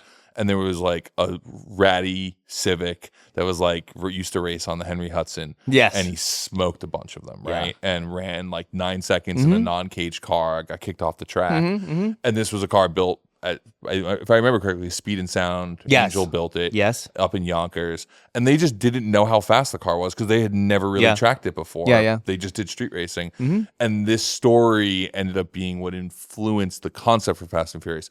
It then got rewritten. It became a completely different movie. They moved it to California. Changed the whole story. But it was originally a story about New York street racing, which was this like gritty sort of everybody was building stuff out of like small shops and stuff like that. So that was our thing. When we moved RPM into New York City, everyone's like, hey, I want to build a car to go race. You know, on the conduit. I want you know. And I'm like, yeah, I could do that. But just leave my name out of it. I don't want to be, you know, I don't want the cops knocking on my door. So that's what we did. We were like the underground shop. You know? I mean, so many people in New York were. Like, the part of the New York business that people won't talk about is people be like, yeah, you know, I do this. And like, oh, really? Like, how can you afford like that big house? Like, because I used to do stash boxes, but I don't do those anymore. Like, every guy who did car audio also did stash boxes. Yes. New York's always got a side hustle. Yeah. But that was, and then my thing was, I think I was one of the very first people to invest in like a TIG welder. Oh, okay. So like I was always trying to weld shit and do shit. Oh, okay. So I was like one of the first people to invest in a TIG. I had no idea how to use that thing. So like we financed the thing. You did by the time I met you because that's what you were known for. You were the guy who would like make manifolds for everybody. Yeah. Because you know, nobody was doing it. And I remember we used to bring like aluminum intake manifolds that we would cut up and make, you know, just out of Home Depot shit, you know, and then bring it to a guy and he was like, yeah, I'll charge you like $600 to weld this. I was like, $600? You know, back in the day, $600 might would have been a million. Yeah. He's like, well, who else are you going to bring? You're like, the car it's going on, we bought for $500. Yeah, exactly. The turbo, I took off a fucking bus, okay? Out of an MTA yard. So he was like, who else are you going to go to? As soon as he said that, I said, you son of a bitch. That's when I bought my TIG welder. Oh, okay. I like that. Yeah. Because of him, I have a TIG welder. That's definitely what drives you, too. It's like, yeah, you can't do that. Watch me. Fueled by spite. Yeah. So from there, you guys start building some pretty fast cars. Yeah, from there, it was weird because what were some of the standout cars in that era? Dude, we did so many drag, like professional level drag cars. It was weird. And like we did, I think the craziest thing we done was that Land Speed Insight. Because that was an all aluminum shit box that went like 190 miles an hour. You still had that when you started Hoonigan. You got rid of it though. Yeah. Because I would never... Land speed racing is something I never want to do again. Yeah. Because it's so scary. It doesn't seem like there's a really big ROI. No. Because it doesn't actually feel fast. Okay. Right? The problem with land speed racing is you have to sustain a speed.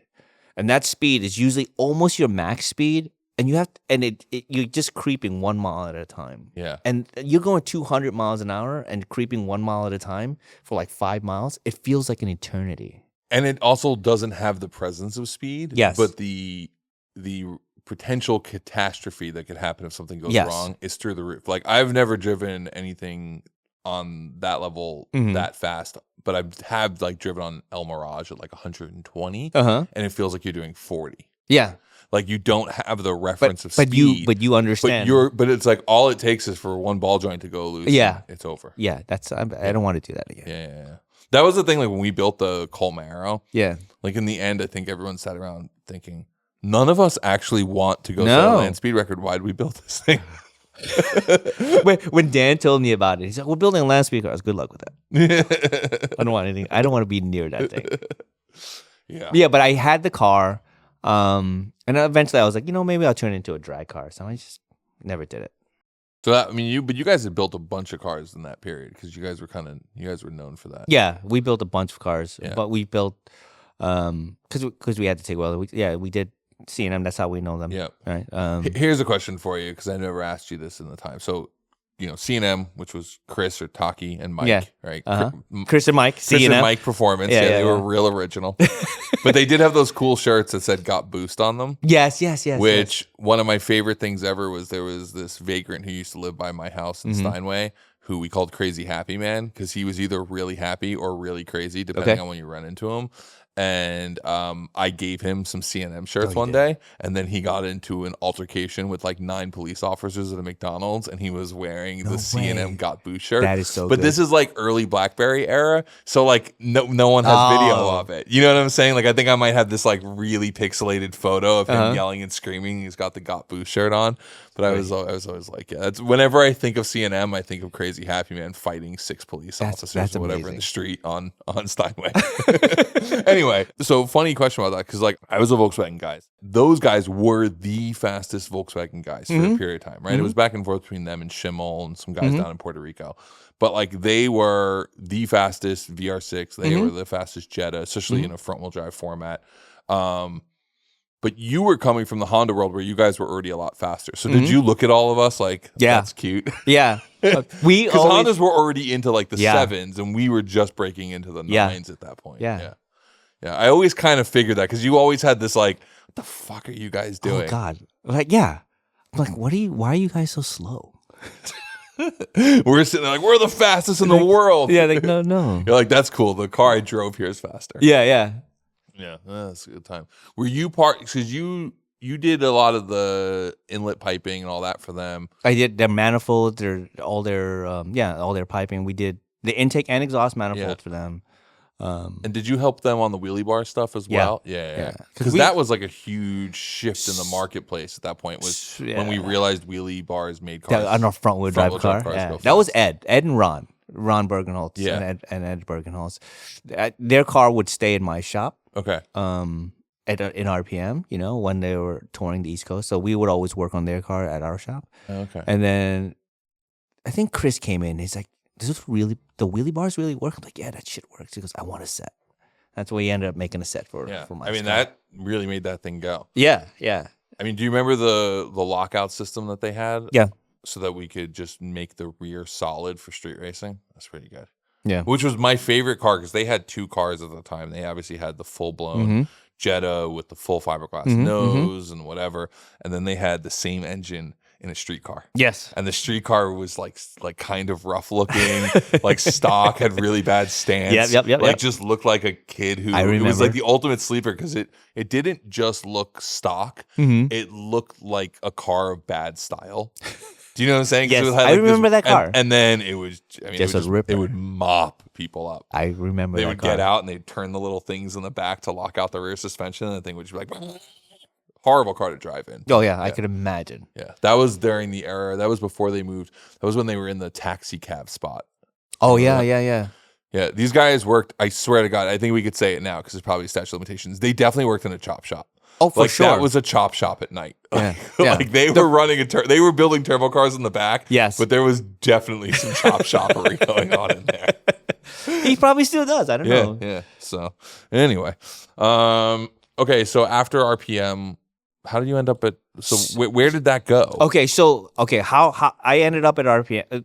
RPM was when I started with, my brother and another guy. Shit went sideways. I went on my own, and I took my clients with me. At the time, we also had a Ferrari client where he was starting a Ferrari tuning shop, but late at night, he would just bring me all the cars, and I would do all the work for him. Wait, so you were like the ghostwriter of a Ferrari shop. So he... Yeah, pretty much. Like, he would take in clients and be like, yeah, I could do the headers for you. Yeah. I could install that for you. And then he would call me. He was Drake of Ferrari World. And you were writing all the lyrics in the background. Pretty much. So he would, like, literally in the middle of the night just bring cars, and then I would do them. He would send them back to his shop, and then in the morning he would deliver the cars. So I had that client. And then eventually people caught on. Yeah. So, like, that's how I started the whole Ferrari, like, service and race car stuff. And I was doing it for a dealership at one point because dealerships didn't want to do, like, hey, man, we got to do an engine out on this car. Dealerships don't want to do that shit. they're like, we want to do an oil change and brake pads. Yeah. So they would send me cars. So that's how I ended up with Ferrari stuff. Right? And then that was 2008. Was it 2008, 2009? Because that's LM24. Yeah. And then that was a shitty year to be working on high-end Ferrari stuff. Oh, because the recession hit. Yeah. So then after that, and you had a bunch of other stuff there because I remember you let us drive. I don't know why, but you let us drive that XJ220 that you had. The one I told you don't drive. Call me when you're ready to drive this car. That one, yeah. That was Elton John's car. Oh, really? Yeah. Sick. I almost looped it out. I remember driving. We went like through an intersection and like the crest, like I just came off the throttle a little bit, enough for it to just, So I remember like, you're like, hey man, do you have any cars that I could shoot? This was 0 to 60. Yeah, 0 to 60. Yeah. And then I was like, yeah, I got this XJ220. Somebody bought it in for some service. And I was like, I'll meet you there. I'll drop it off. When you're ready, I'll come pick you up. I had no idea that was Elton John's car. That's pretty cool. That makes it even cooler. Yeah. I almost totaled a Tiny Dancer car. It's pretty fucking sick, man. Yeah, there was that guy. He was a weird dude. Elton John? No, not Elton John. I was like, yeah, they made a whole movie about how weird he was. No, the guy who it's called Drugs.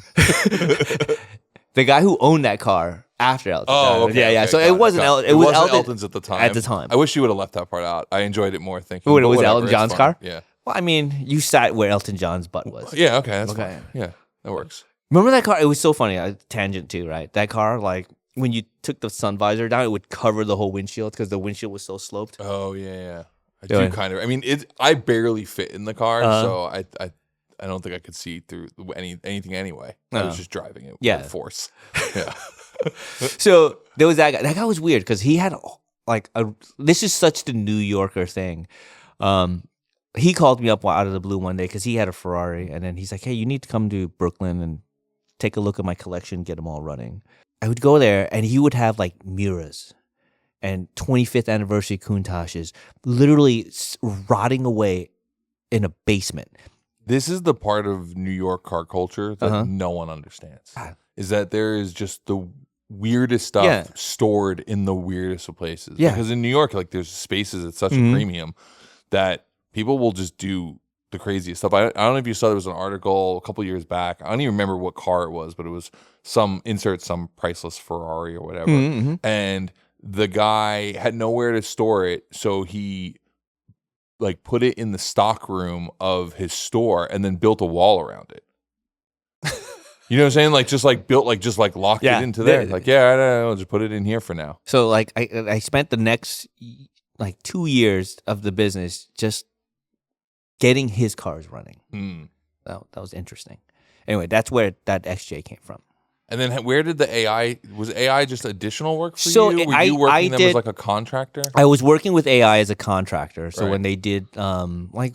And by the way, for AI design, to me, has built some of the most like high craftsmanship cars. Like they deserve the term coach builder. Yes. Like that's where they're at. I mean, Matt is just, I think Matt took a severe mental health issue of being really OCD and turned it into an amazing career. Because his attention to detail is amazing. Is really, really good. Yeah. And like they have like really, really high end clients, right? Like Calvin Klein, I think Ralph Lauren, a bunch of, like other people who are extremely discerning and very particular.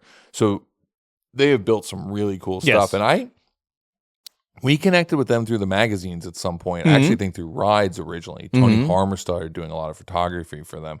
But they were just always working on the coolest things, right? Yes. And even they had that Econoline project thing. Remember they had the vans that they were building, which were basically limos, but from the outside they looked like standard plumber vans, so that like high wealth individuals could like drive around New York City unnoticed and have like full big flat screen TVs, like all of that. I mean, they were doing, and they still are, like they're still building really, really. They actually have an RS2 there right now that makes me be like, man, I kind of want to send my RS2 to Matt, but I don't want the price tag that comes along with it, because they like have gone through and fixed all these things. And as an RS2 owner, I'm like, yeah, it sucks that it doesn't do that. And they're like, yeah, well, we're going to redo it, and we're going to do it not only how the factory would do it, but probably better than the factory would for do it. sure. Sure. Because you worked for them a couple years doing. I was first an independent contractor with them. And then after the 2008 thing, Matt was like, "Hey, why don't you just come here and do the thing here?" Yeah. So sure, it'd be nice because after like struggling, Yeah. I was like, "Fuck it," I just had a kid. I'm like, maybe it's time to go just get a 9 to 5. Yeah. And Matt was cool. I really enjoyed my time there. I must say, Matt taught me a lot of things. Yeah. Because before it was like, I think I was very rough and tumble, race car, make shit fast. Right. And then Matt he taught me like to look at little things, and I really appreciate that. Like my attention to detail now is very heavily influenced by Matt. Did you get a lot of sort of the woodworking and Yes. finish stuff there? Yes. Because I remember going there and they had a full wood shop. Yes. And I remember thinking, why does a car shop have a full wood shop? Yeah. So I think for me working there, like my woodworking skills, like tripled and doubled and whatever it was, and then like it really opened up my eyes to like at the time I thought fabricators were always guys who welded shit. Yeah. Like I went there and I'm like, oh man, these guys were doing plastic stuff. They were doing like wood stuff, and I'm like, this is great. Now I know how to work with these other materials. I mean, the upholstery stuff was amazing. What was the guy's name? Hyro. Hyro. Yeah. I mean, Hyro's steering wheels were some of the best steering wheels I've ever seen in my life. Yeah. Hey, what's up? I figured you needed a break. And during that break, I was going to keep talking to you. Are you curious about some of these random parts that I have sitting around my house? Like these ITBs or this custom cut from billet GTI steering wheel? Well, this is the kind of stuff that I talk about on my Patreon. That's right. If you want more podcasts, but also just the kind of stuff that would never do well here on YouTube, go check out Patreon. That's what it's for. Just amazing. So good. He's still doing it. Yeah. I still speak to him once in a while. Is Hyro still at No, he's doing his own thing now. Slide me his number. Send us some steering wheels.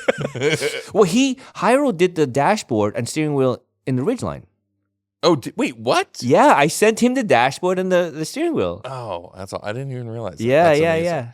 I remember there was that character on what was it? West Coast Customs was Ish. Yes, yes. He was, Hyro is the real life Ish, because Hyro was he was just a scientist with upholstery work. Yeah, he was amazing. He's still amazing with that stuff. Yeah, those guys did a good job. So that was my stint at AI. I think I was there for 3 years. Yeah. Great job. Learned a ton of stuff, and then I was like, man, I couldn't sit still. Like I need to do my own thing again. Yeah. And then I went to do body shop stuff. Oh, yeah. But the body shop stuff was great. Not because you didn't have clients who wanted custom work. Yeah. Matt, I doing the custom work was great, but man, dude, it's takes forever. Mm-hmm. And I was like, I really want to just in and out, get it out of my life, right? And then I went to the body shop stuff, which was great because I learned a lot of how to move cars through the shop. You really had to count your hours. Yeah. Right? So that was a whole different thing. Well, I remember when you came to Hoonigan, because I called you and I said, hey, we've got this potential opportunity. What do you think? Mm-hmm. And you're like, well, I own a body shop. And I was like, well, okay, I guess you're not going to do it. You're like, no, I would totally just sell it and be done with it. Because you were sick of the business. Oh, dude, 8 years in, I wanted to kill myself.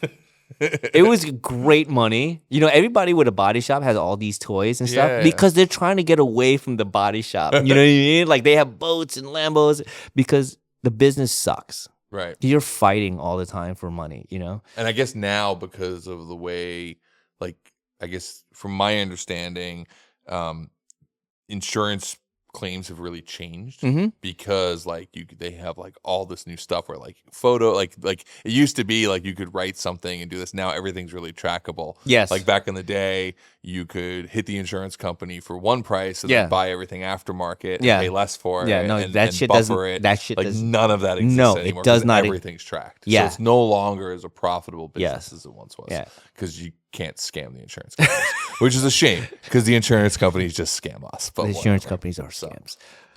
But yeah, so I did that, which was great because I learned what not to do. Right. By my whole life has been aftermarket, so you figure it out. Yeah. But one of the joys was taking a car apart was when I was doing the race car stuff was how do they put things together, and then going into the body shop world. you had to take classes how to put things back together properly. So you learn like that metal and that metal can't touch each other. This is the rivet you use. These are the glues you use. So I learned a lot there. Yeah. 8 years in, I fucking hate this. So when you called, I'm like, you know what? I need a break. I'm going to go out and do this thing. Yeah. And now you live in California. It wasn't that bad. I always wanted to come out here. Yeah. Because my brother's been out here for a good long time. Yep. And like I would be shoveling snow in my driveway in New York, and my brother would like an asshole. Yeah, like brothers do. Yeah. Pictures of palm trees and shit. Mm-hmm. But I never had a really good reason. Yeah. Yeah. Now here you are. And your family moved pretty quickly. Like your wife was about it. Well, the thing was, when we all agreed and I came out here, they were like, oh, well, I'll be out here for 4 or 5 months. I'll find a place to live. We'll find a house. We'll buy a house. And then COVID hit. Yeah, yeah. And then she's like, well, I don't want to move out there until this is all over. What if you die?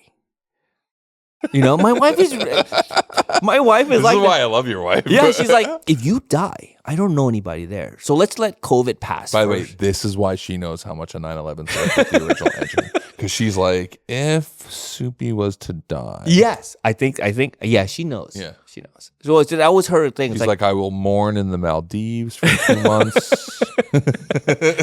That's my wife. So she was like, so we stayed out here. I stayed out here by myself for like a whole year. Oh, I remember. Yeah. It's full bachelor pad. Oh, dude, that apartment was a studio apartment, and literally you walked in, there was a mattress on the floor. Yeah. And a cooler that I sat on. By the way, I will point out that you, during that era, was my favorite Suppy because you never wanted to go home because there was nothing to go home to. There was nothing to go home to. It would be great because I'd be like, hey, Suppy, you want to help me TIG weld all these AC lines for my lander? I'd be like, yeah, sure, whatever. I got nothing else to do tonight. I didn't want to. You buying dinner, I'll stick around. Yeah. And then the family was here and it was like, Suppy's like, boom, I'm out every day. I got stuff to do. Yeah. I got soccer. I got this. Dude, I got all that. sorts of shit when they showed up. Yeah, yeah. But literally, I would go home. I would go to the studio apartment, to the mattress. There was nothing else there, So you might as well just hang out at Hoonigan. Yeah, it was. I remember. It was great for all of our personal builds. That was peak personal build era because like everybody would stay afterwards and work on stuff. I feel like we somehow lost that when we got to Compton. Because even though there was more room, there was more space for everyone to work on their cars. The number one thing everyone complained about was that there wasn't enough room for everyone's own cars. We gave everyone that, and no one worked on their cars anymore. So I have a thing with Compton, right? Because everybody wanted to work on their stuff because they had limited space at 621. But now we have an employee bay. They just bought stuff. And never worked on it. I know. Because previously, there was employee bay. Yeah. And you had to have your car out of there within a day or two because someone else was coming in. Or if you worked in main bay, you had to have your car off the lift by morning. Yes. Do you know how many nights I wanted to go home? But I was like, shit, I just got to stay and get this done because the car's not even back together enough to take it off the lift. You would be getting there in the morning, and I would like still be mopping up the oil. I remember this. Did you go home? Like, no. No, I remember this. Like, it was a motivator. You're right. Once we all had that's a good point. Once we all had our own lift spaces, cars just got parked. Yeah, it's like, I'll get to it tomorrow. Yeah. I could leave it on the lift. Nobody else is coming in. Here's an interesting conversation because I loved 621. Mm-hmm. But I thought Compton was going to be so much better, and I actually think 621. I think so too. Was better. I think so. Like, I think you had a better team. Like, you had a really good team at the end at the Compton location. But there was just something about the general 621 vibes that worked, which doesn't make sense because the Compton building was bigger, had more things. Like, we had more tools. Like, everything was better about Compton. But something just didn't work as well as like the 621 era. I don't know what it is. I like the 621 era. Yeah, it was good. Yeah, because we would all be there working late at night. Yeah, there was more. It felt more like a clubhouse. Yeah. I feel like Compton lost some of that, which makes no sense. It was like more room to slide cars around. There was everything. There was just something that just didn't ever. I don't know. Yeah. Now it's a furniture shop. Wait, is that what it turned into? Yeah, 621 is like 620. Oh no, it's actually worse. It's a liquidator and it's nothing but garbage, like broken forklifts and just all this random stuff. So it's funny because the neighbors who were so upset about us being there because we would have like the occasional carcass of a car, or obviously doing all the donuts and burnouts that too. I think now they're sitting there going, oh, maybe it was better when they were there because we at least policed the area. Yeah. Now it's like there's garbage everywhere. There's sucks. rats everywhere. There's like homeless encampments. And I ran into one of the neighbors while I was there filming with Vinny because we brought the Ferraris there for a shot as a little Easter egg to see if anyone recognized the side of the building. And we ran with the neighbors, and he admitted, he was like, yeah, it was kind of better when you guys were here. Oh, damn. It's like, you didn't know how good you had it. We only made noise like once a week. That was it. Now you got this like mayhem. Yeah, it looks like full-on junkyard. So, it sucks. Yeah, but no, that place was a good time. It felt like it had more of a clubhouse vibe. Compton's interesting because DDE moved in. They now moved out, and like I still like I was trying to talk Tim into buying that spot because he's got Type 99, which is his new. He's like basically building coachwork level 911s, and like they need more space. And I was like, I'm like I just want to see that spot work because it didn't work for Hoonigan. It worked for DDE for a while, and then clearly didn't because they moved out. I think it was just too expensive for what they wanted. I was like, maybe it'll work for that. And I'm like, I just like the spot's so cool because like literally you can get away with murder there. Yeah. Like the cops never cared about anything we did. No. Never came to the building, never cared, like super mellow. And it's also like only 10 blocks from my house, which is really the driving force for me. And I just need more storage. Just all your stuff would be in the yard I just again. need a friend. I gotta say, Damon's a friend. Love those guys over at DDE, but he was smart. He never once let me park a car there. I was like, you have so much space He here. knew. He would let me come and slide cars around. Like if I needed to use the space, he would open it. But if I was like, hey, I just got to park this car for a day, he was like, nope, sorry, no room. I'm like, what do you mean no room? It's 40,000 square feet. You guys have like 6 cars here. What are you talking about, no room? He knew. Yeah. He knew. Yeah. He knew I would just absolutely take it. Because he knows one would turn into 40. Yeah. You know what I just remembered? I left a car at LM24. Oh, shit. And I sold it. And you sold it. Sick. Did you make money on that? Yeah. Oh, sick. It was a Volkswagen Golf that was going to turn into a rally car. Yes, it was a red one. I had like stripped it all down. I brought it out there for a cage. Yes. And then I was like, cool, I'm going to race rally. And then I got a job with Ken. I was like, cool, I'm going to race rally. And he's like, when? I'm racing rally. I was like, oh. He's like, how could you race? How could you race rally when I'm racing? I'm racing rally, and I pay you to talk about me racing rally. And I was like, oh shit. And that was it. I forgot about that. Totally forgot about that car. Yeah, I remember that car. I was like, where's this What'd guy? you sell it for? Do you remember? I don't remember. I paid like $300 for it. So I definitely got more than $300 for it. Sick. Oh man, that was good times. Yeah, I was actually just telling someone the story the other day of you saving my ass on the expressway because I drove my 911. Yes, and I changed the seats in it. Didn't realize that I had unhooked the kill switch. Yeah, the like ECU had come loose on it, and it died like mid corner. And I don't remember if I called you. You did. And you just showed up. No, you called me because you're like, oh man, I'm near Suppy shop, and and I came out with Jamo. Oh yeah. And you guys didn't fix it, but you got me off the road. Which is all that mattered. You were like, yeah, whatever. Like, and you're like, all right, I'm out. Yeah. Your problem, not yeah. You're like, that's why you should buy a Honda. Bye. It's like always the line, like, see ya later. Yeah, I remember because you're like, I bought a 911. It's like, why'd you do that? Now it's like the best investment I ever made in my life. I know. At the time, there was, nobody thought it was cool. No, I literally bought an uncool car to all my friends. Yes, everybody was like, why did you buy an Evo? Yeah, that was the line. Because at the time, Evos were fucking cool. Yeah. Like Tony Chan's Evo was faster than my 911. Oh yeah, for sure. Oh yeah, for sure. But now, that's another guy. I mean, that's just you guys Asians, you got like really good hustle because he bought that car selling fake option 2 stickers. Did he? Yeah, he was just bootlegging option. So you bought your car selling fish. Whatever. Hey man, sometimes you got to sell fish. That's the hustle. I like that. Maybe that's probably where the name for your next, like when you finally move into the coach building phase and Suppy is selling, $1 million 1978 Rolls Royces to really rich people who want fuck off cars. It needs to have there needs to be a fish. You know what? That's right. What's the name of that fish again? Arowana. Just call it that. Arowana Performance. That's your fucking name, bro.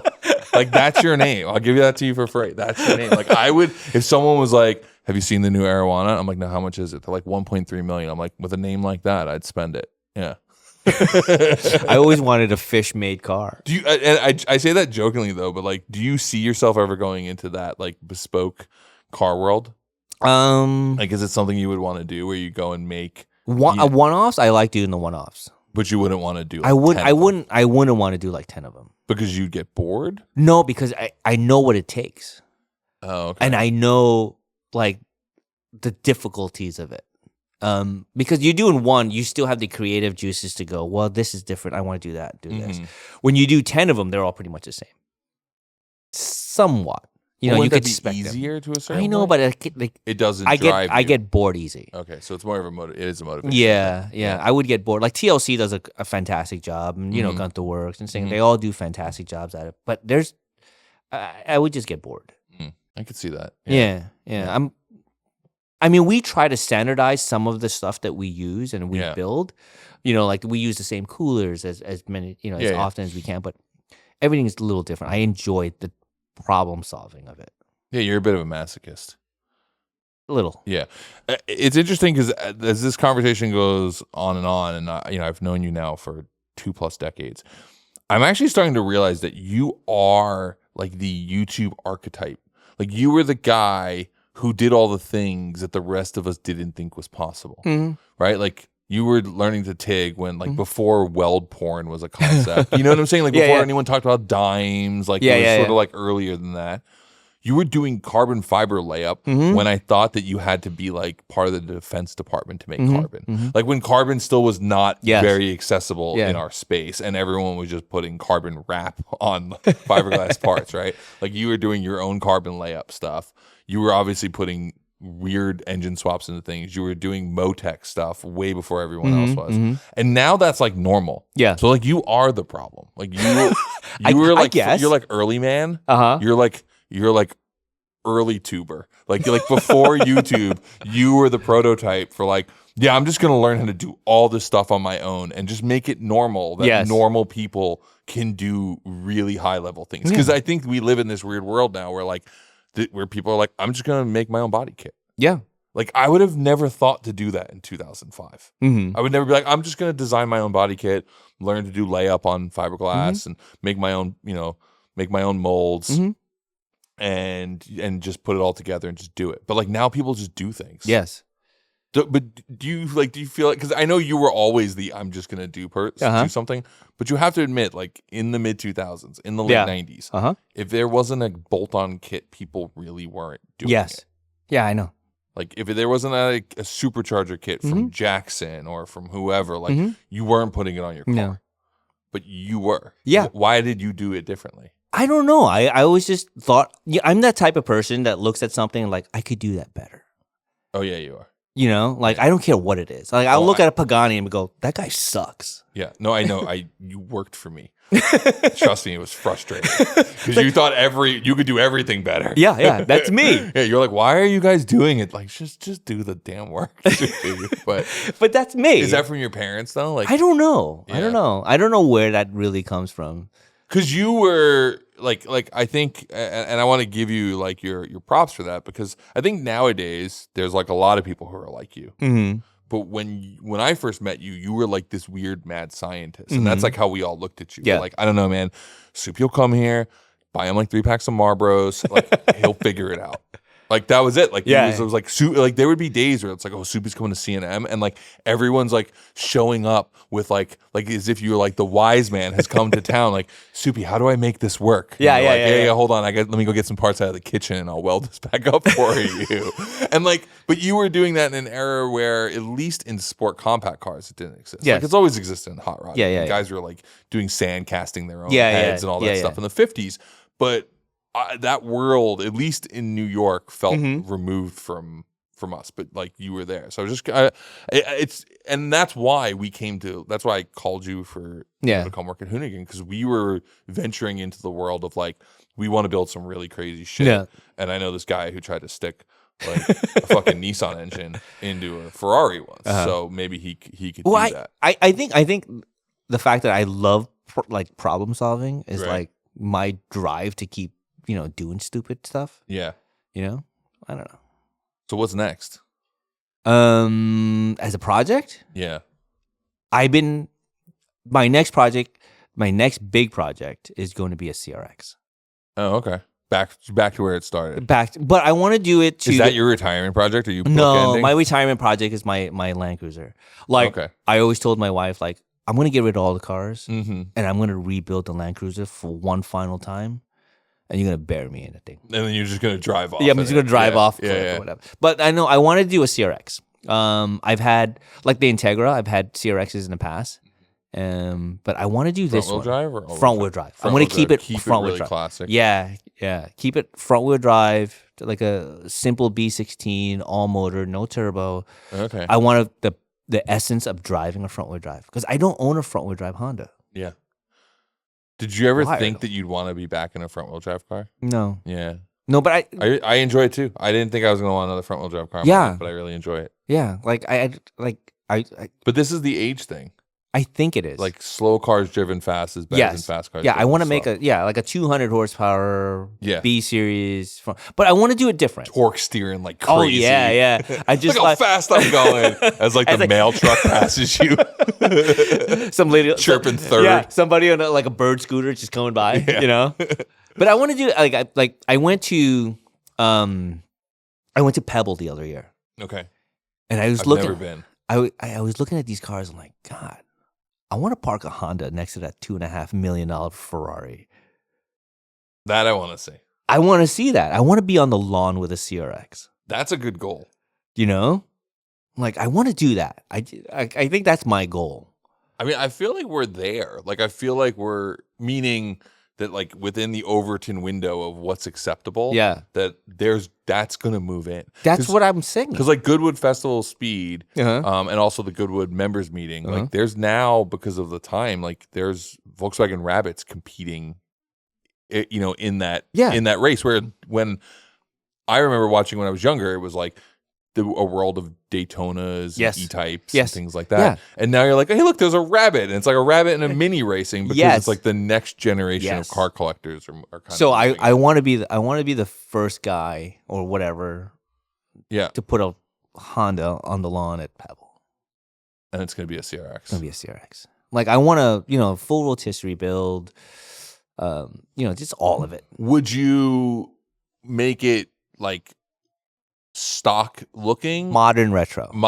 So you would do a lot of fabrication work. Yes. Like, so all your kind of classic stuff. Yeah, but I don't want to like alter the body too much. Right. Kind of like, that's a CRX. That could have been original or but like, you would bracket the hell out. Like everything would be, Yeah. Like I'm talking, like you talk about sandcasting. Like I want to cast my own manifolds. I want to cast my own, you know, magnesium valve covers. That would be really cool. You know, have you ever done sandcasting before? I've done it. Not not well, but I've done it in the Home Depot buckets. It was shit, but yeah. Interesting. Yeah.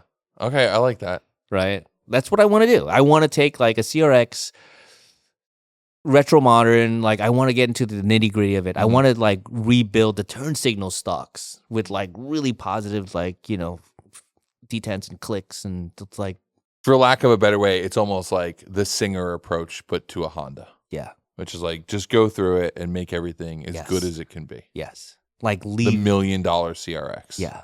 Because I'm like, you asked me about the shop stuff. I forget to tell you, but there's a couple. We're building Civics. Like I built 2 Civics, and they're surpassing $100,000. Wait, really? Yeah. Like we're building $100,000. So there's customers right now who want 100% 6-figure Civics. Yeah. You know, we're doing that now. It's really interesting because I've had this conversation with one of your favorite people, Mongo. I know you love Mongo. I know Mongo. Shout out, love Mongo. each other. That's who I should have brought on the show today. Oh God, too good. You should, Mongo and then Brad. It's just gonna be a fist fight. It was great. I mean, that's basically the show firing order I have coming up. Is basically that. But I think we've been talking about, like, does the audience in the Volkswagen community exist for a quote unquote Singer like Mark I, Mark II? 100%. Like, is that there? 100%. Yeah, but see, I think the Honda audience is bigger than the Volkswagen audience. I think the opposite. Oh, really? I think the Volkswagen kids will spend more money. Maybe. I mean, they all own 911s now. Yeah, exactly. So what if you sold somebody a Mark I that was perfect? Somebody would spend $1 million on it. $1 million. Yeah. I mean, maybe one person. You. I still think $100,000 is the first mountain to climb, because I think it would be an interesting space. Because like, as someone who enjoys restoring Volkswagens, it's become way harder because like the parts just aren't as available. Like there's just a ton of stuff that breaks that like hasn't been replaced, and there's also a bunch of stuff that you could make a lot better. Like that's actually what's kind of fun, I think. And I wonder, like with Porsches, there's a few things you can make better. But with like Hondas and Volkswagens, like there's a lot. There's a lot. Like you can really push it and like really, really improve it, right? So, that's what I'm saying. I know a singer is really nice, but like how much nicer is a singer? Very. It is. Very. Like, I've never driven one. I've only been around them. They drive great. Yeah.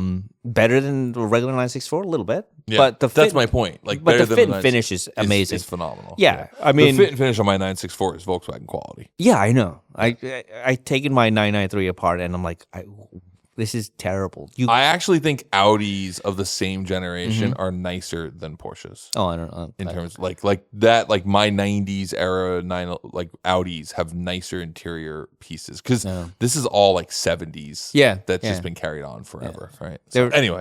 Yeah. So $100,000 Civics. What like? Just give me a quick outline. What does that look like? So $100,000 Civic. Let me see. K Motors, which is nothing special. Dry sump, ITBs.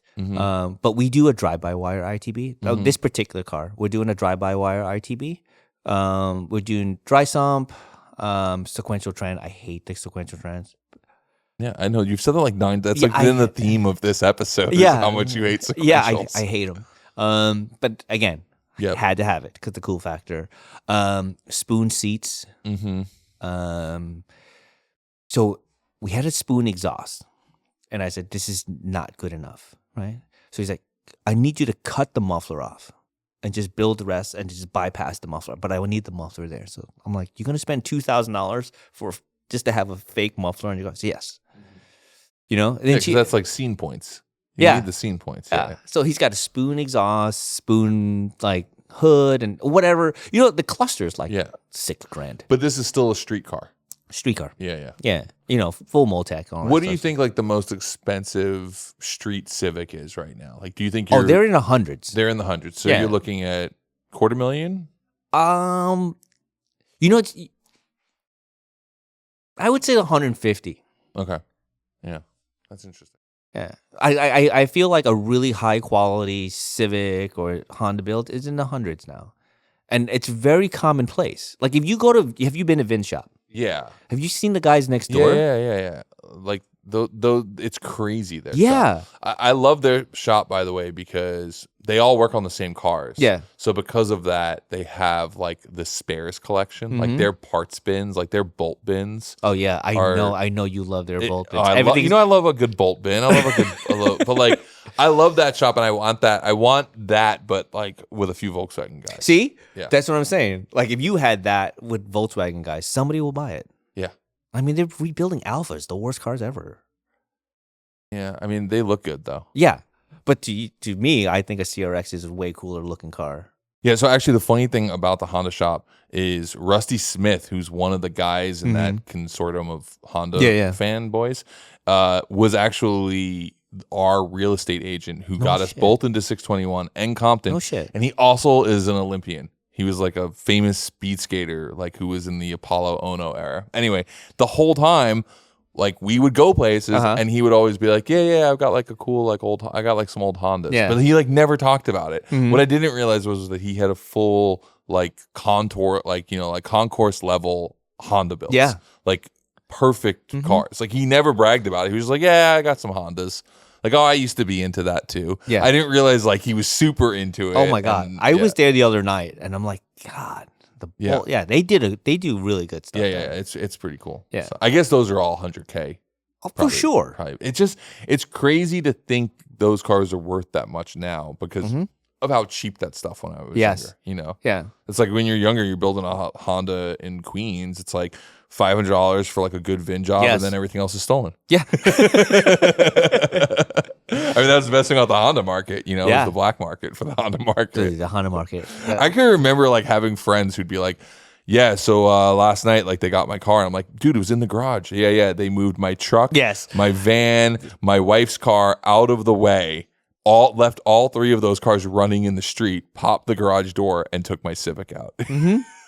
I clearly remember these stories. Yeah, it was like commonplace. Yeah. Like, they moved the Ferrari out of the way and took my Civic. Yeah. Yeah. No, that's normal. my buddy's wife's Civic got stolen, and she had a stock SI, and he had like a hyper modified Volkswagen, and they pulled his VW out into the street to take her SI.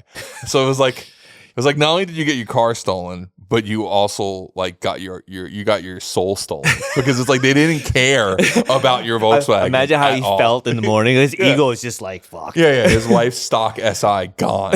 Yeah, but anyway, all right. Here's another question that I had sort of written down to ask you.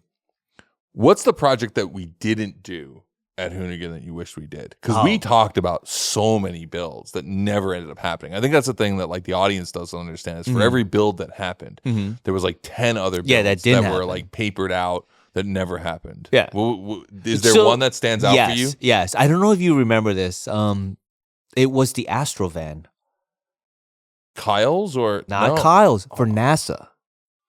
Oh, that was okay. We should talk about that. So that was a really cool project that we never talked about. Yeah. So when you say Astrovan, it was an astronaut van. Yes. Okay. So here's the thing. Yeah. To celebrate going to the moon again. Yes. Right. Which was one of NASA's programs that Yes. they clearly haven't followed through with yet. But like the new lunar project, they wanted to restore an original Airstream that they had. That was like an actual Airstream RV that they had built out, and they wanted us to completely redo it, make it like I think it was all the EV new, conversion. and they wanted us to do an EV conversion. Yep. And they were going to use that to transport the astronauts to the shuttle for the lunar takeoff. Which, first off, like, talk about stress. You're like the most important thing NASA has done since the last time we walked on the moon, right? And for all you conspiracy theorists out there, we did go to the moon. But do you think we went to the moon? We went to the moon.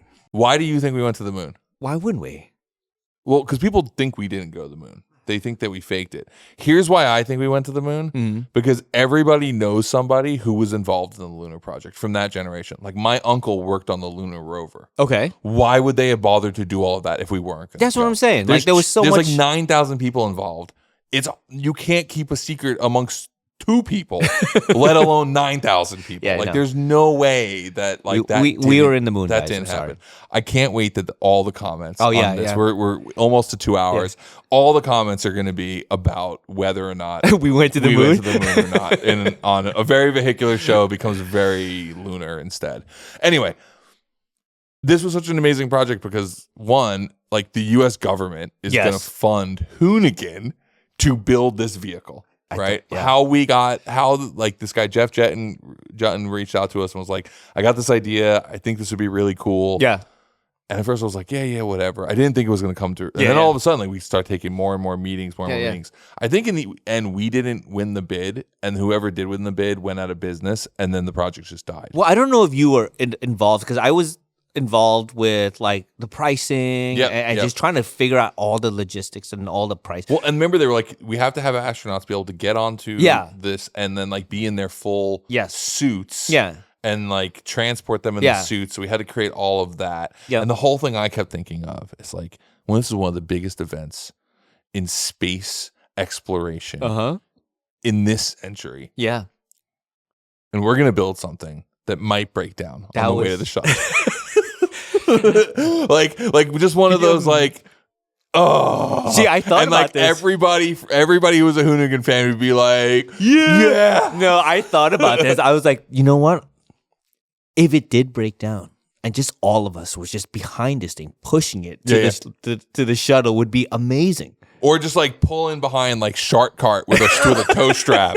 Shark Cart pulls the astronaut transporter to the shuttle, does a few donuts, leaves. I guarantee that's the America I want to live in. That would have been the highlight of the century. I forgot that project even Dude, existed. I was so excited for we this were project. going to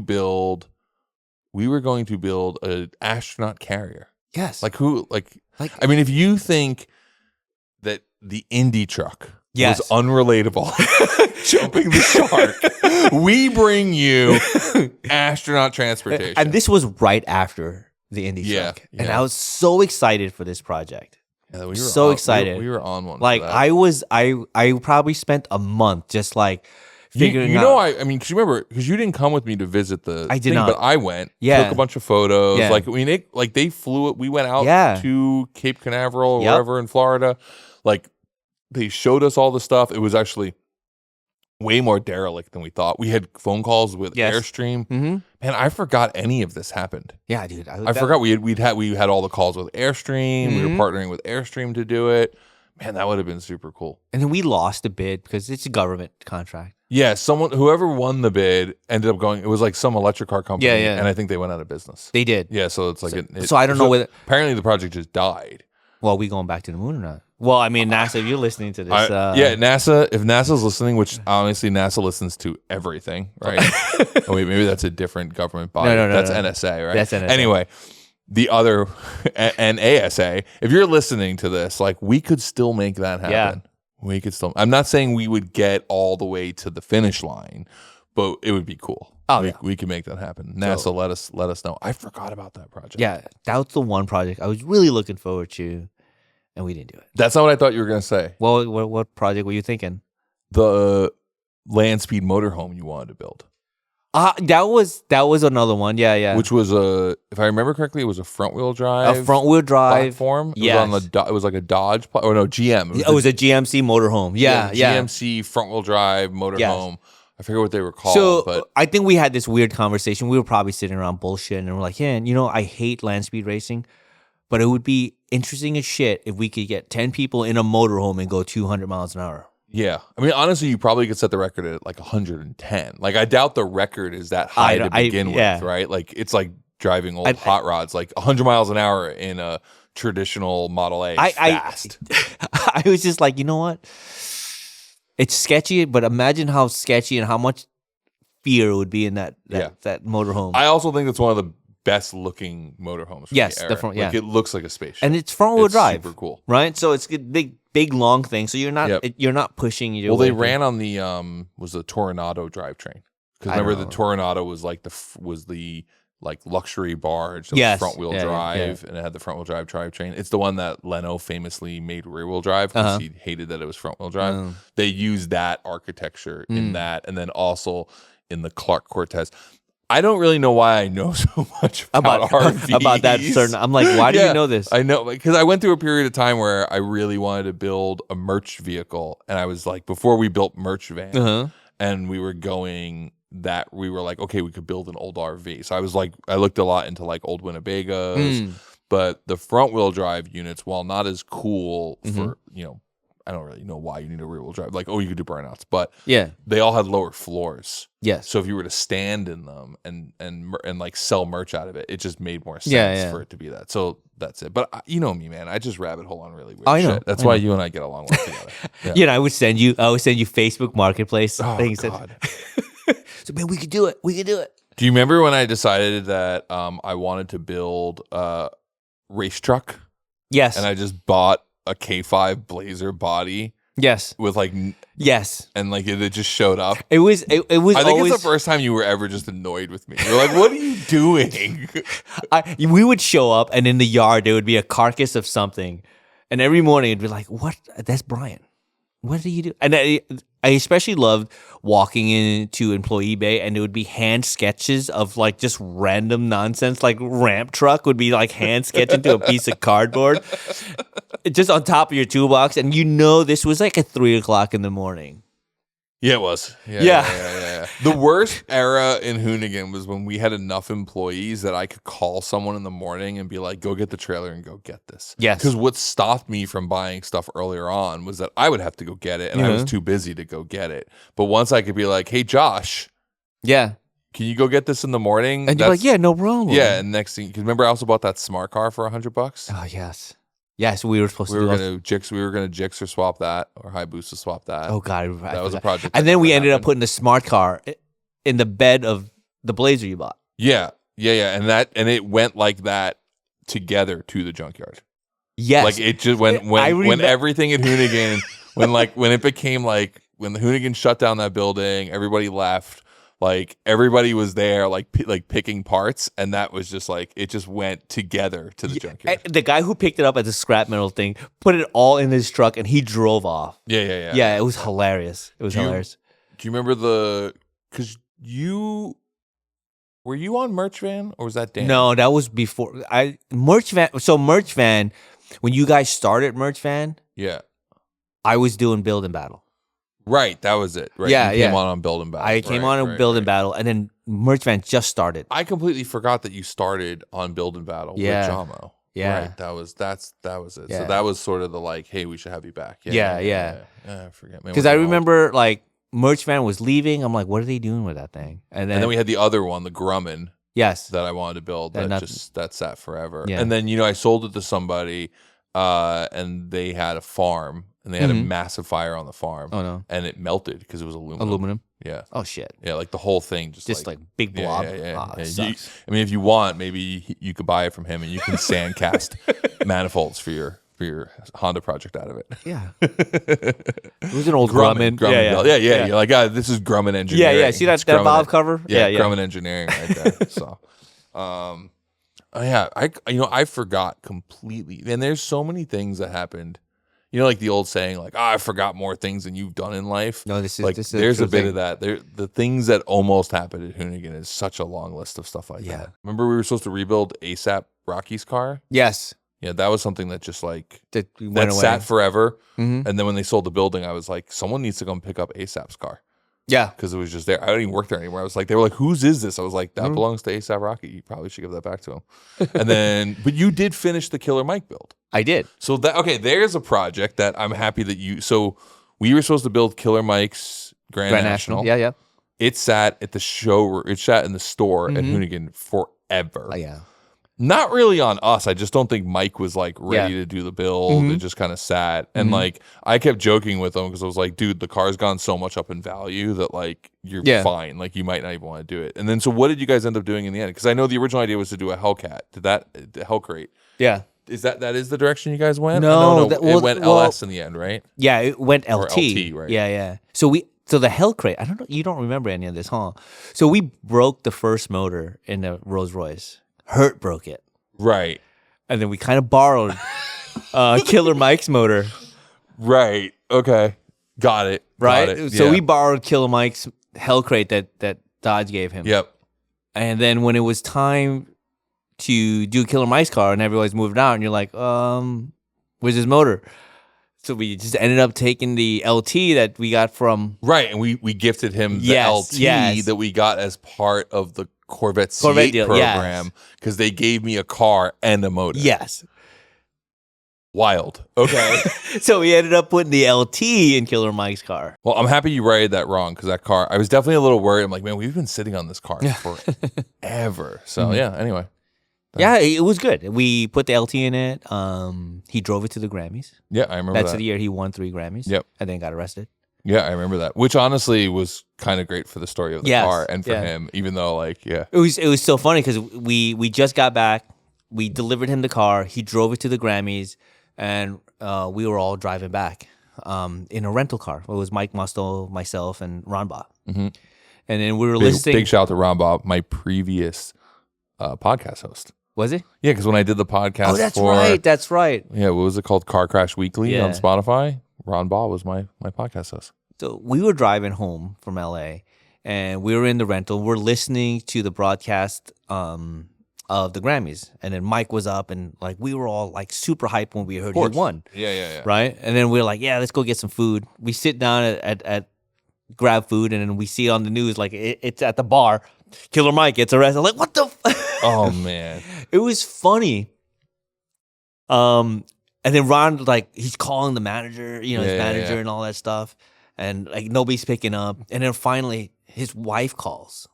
Killer Mike's wife. Yeah. Calls Ron. And Ron's like, what happened? What's going on? Hey, I left my shoes in the car. Can you make sure nobody takes those shoes out? Apparently, he was already out. Yeah. So I thought that was hilarious. And I was like, what happened? I don't know. But she left some shoes in the car.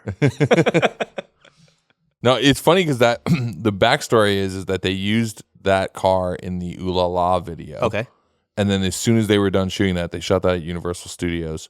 They dropped the car off at Hoonigan, and then the car sat there for years. Because it was like, oh, we want to do this, we want to do that. But like Mike had a bunch of other things going on. And then it finished to him go to the Grammys. Like he drove the car to one music event.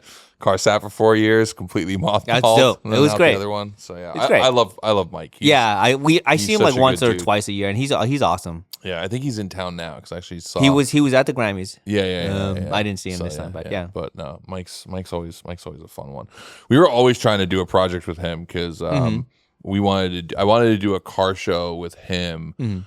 About like going and exploring like other types of car cultures, like a Anthony Bourdain type one, because I watched Mike have a conversation with a guy at actually a Hot Wheels event, and the guy had a Confederate flag license plate, and it's like to watch Mike, who's like an activist, have this conversation about this dude who like clearly has a very different, probably political mindset than Mike does, and they were like. Best buds. They were just full chopping it up. And afterwards, Mike and I went to go get a burger, and I was sitting there talking to him. I was like, it was really cool to see like that conversation. And he was like, yeah, man. He's like, automotive. He was like, it's just this hobby that like crosses lines. He's like, I love using things like cars to just get to like like an even playing field, or even playing field, but just like a place where like we all like can talk about. He's like, it doesn't matter who that dude voted for. It doesn't matter what that dude thinks. Like if we're just talking big blocks, we're just talking big blocks. Yeah, and I was like, man, this dude has such a great like vision on that. And I was like, man, this would be a good dude to have like to do a show. So we were trying to do a show with Netflix, but I don't know, pandemic, whatever happened. All the reasons. Blame everything on pandemic. Dude, fire it back up. Let's go. Yeah, it'd be great. He'd be a great one for it. Yeah. So, yeah. I'm sure he's down. So, always. He's just got too much going on. Yes. Mike's like me, where it's like he says yes to everything because he does want to do it all, but he's also got like everything. Yeah. No, I noticed that in the past 2 years. I'm going to get off this pod. I'm going to text him because the last time I spoke to him, he was like, hey, let's talk. And I was like, cool, let's talk soon. And that was like 5 months ago. That's like every Scotto text. It's because I will have this moment of like, oh, I have this great idea, and I'll be like, yo, Suppy, I got this great idea. You got time to talk tomorrow? Yeah. And then I'll wake up tomorrow and I'll have something else to do. And I'm like, oh, that's it. Yeah, you texted me about doing this podcast like 4 months ago. Yeah, that sounds about right. Sounds about right. Hey, look, we finally made it happen. Here it is. We did it. You talked for more than 2 hours, which honestly I didn't think was going to happen. Because you're not like a man of many words. No. You're a man of many scowls. Like you're best known for scowling and browbeating us. So I wasn't really sure if you'd be able to talk for this. Me neither. I was like, man, this is going to be his shortest podcast ever. You've made it to time, right? You've done your job. I'm going to let you go home, which is a surprising thing because I'm not usually big on letting people go home, right? Like, I got this thing to fix. I mean, I ran Hoonigan like the bar in A Bronx Tale. Yeah, it's like now you can't leave. No. But the next podcast thing I want to bring you on is the firing order show. Okay. Right. Here's the basic idea for the show: is we have a couple people on. We each come with a list. Right. So it's like a list of 3 things, right? And you're like, favorite top 3, F1 drivers during the 80s, top 3 cars under $5,000 to build, right? Okay. Right. And then we fight about the list. Okay. So we like kind of rank it, which is like, we were doing a bit of this. We were doing a bit of this during the live stream era and the pandemic, but never really like formulated. So I want to bring you on for one of the episodes because while you don't have while you're not the biggest general conversationalist, it's like not what you're known for. You do really like to argue, and I think I think that's where you need to be is in a position of argument. That's your love language, right? And I respect that. So, what topic is a topic that like give me a topic idea if we were to make a list, like a best of list? What's an interesting best of list for you? That's tough. Here are some ones that I've been playing with. Best practical engine swaps. Okay. Right? Because a lot of engine swaps are not practical, but there are some ones that are actually like really practical.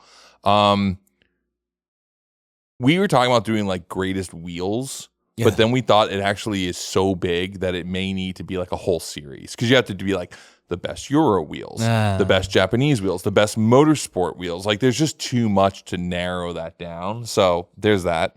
I think there's also like best sports car today for under a certain dollar or something like that. Maybe like the top 3 cars that everyone is going to mod next. Could be like an interesting one. Yes, right? yes, that like, one's good. Seeing like those. So those are some of the things like we've been talking about. You could also just have like, one of top 5 crazy builds of the past decade, 2 decades. Yeah. Right. Okay. Because I always like whenever we talk about the Hoonicorn, I'm like, Hoonicorn's one of I think the greatest builds of all time. Mm-hmm. But there's other cars that are these super important cars. Yeah. What's that list? Mm-hmm. So I don't know, you got any ideas? I like the best build idea. Yeah. Yeah, because we all have different takes on what a good build is. Mm-hmm. I think that's a good fight right there. It would also be a really good post-SEMA event because if everyone goes to SEMA, you could be like, best build of SEMA. Oh, you instantly... Wait, is it the going to SEMA part or is it the builds of SEMA? Which one brought that energy out of you? Both. Like I do this new thing now, like, SEMA is like one of those necessary evils that I absolutely hate. Yeah. So I do this thing now, like I go for a day. Dude, same here. I went for a day this year. Yeah. I went for a day last year. It's fantastic. Yes, this is what I do. I In drive and out in the day. Yeah. Yeah. Yeah. That's just Like fly in the night before, do Tuesday, fly home Tuesday night. I drive. Yeah, I don't own anything that guarantees I get home from the desert. Like that's just not in my repertoire of vehicles. Is like, is it really gonna get home? You don't have anything that would make 800 miles round trip. So like guaranteed, no. Like okay, fair. You know what? The van's probably my most reliable. Well, the last time we spoke, you were stuck with the van. Oh yeah, that's right. Yeah, no, I fixed that. Okay. Yeah. Because I brought it to someone to fix it. I'm realizing the less I work on my cars, The more they drive. the more reliable they are. Yeah, that's there you weird. go. But I really enjoy working on cars, so it's gotta find a middle ground. Anyway, all right, yeah, that's good. I don't know, you got anything else? I think That's it. You're done. I'm done. I got to get back to work. Yeah, I figured as much. Yeah. So here's what you know. What this is the show I want to make. Okay. Even if we just do one episode, the you and Jamo show. Okay. Maybe it's you, Jamo, and Killer Mike. Like Okay. all of that together could be great. Okay. Like Killer Mike could kind of like run the main part of it, and then he comes back and gives you guys a project. Like, hey, let's go. this is this thing that you guys now need to go build it, and then the rest of it is just you and Jamo torturing Grim. Yeah, I'd watch that. I mean, I'd watch it just for the Grim part. Yeah, So, let's go. yeah. I'm down. Yeah. Grim I think would also be good on firing order because he also has a lot of opinions. Yeah, even but though he's he's really quiet. Yeah, he's got all the wrong opinions. Yeah, I mean, he painted his car. The scroll marrow. We called it the Scro Marrow. I don't even need to say what color it was. The Scrote Marrow. And on that, thank you very much, Suppy. It's been a fun little catch up. And yeah, I need to come visit the shop. I haven't done that, so we'll do that. Anyway, thank you guys. Tune in next week, Wednesday at 7 a.m. New episodes, live chat, all that good stuff here on YouTube or wherever you listen to podcasts. Thank you.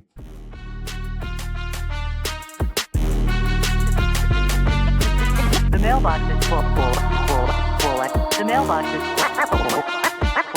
The mailbox is full and cannot accept any messages at this time. Goodbye. Goodbye. Goodbye. It's been a brutal winter for most of the country. Fortunately for me, I live in California. It hit 80 the other day. Perfect timing to bust out my new Vyper Industrial fan. That's right. These guys make great stools, amazing creepers, and fantastic tool carts. But they also make really, really good fans. Assembly was simple. It comes with legs or can be wall mounted. It moves an incredible amount of air. It's got a variable speed control, so you can dial in the perfect RPM for your fan if that's something you so desire. If you're looking for a soothing, therapeutic white noise machine for the garage, try out the natural wind function. Anyway, go get yourself one at vyperindustrial.com. That's Vyper with a Y. Be honest, we all do it.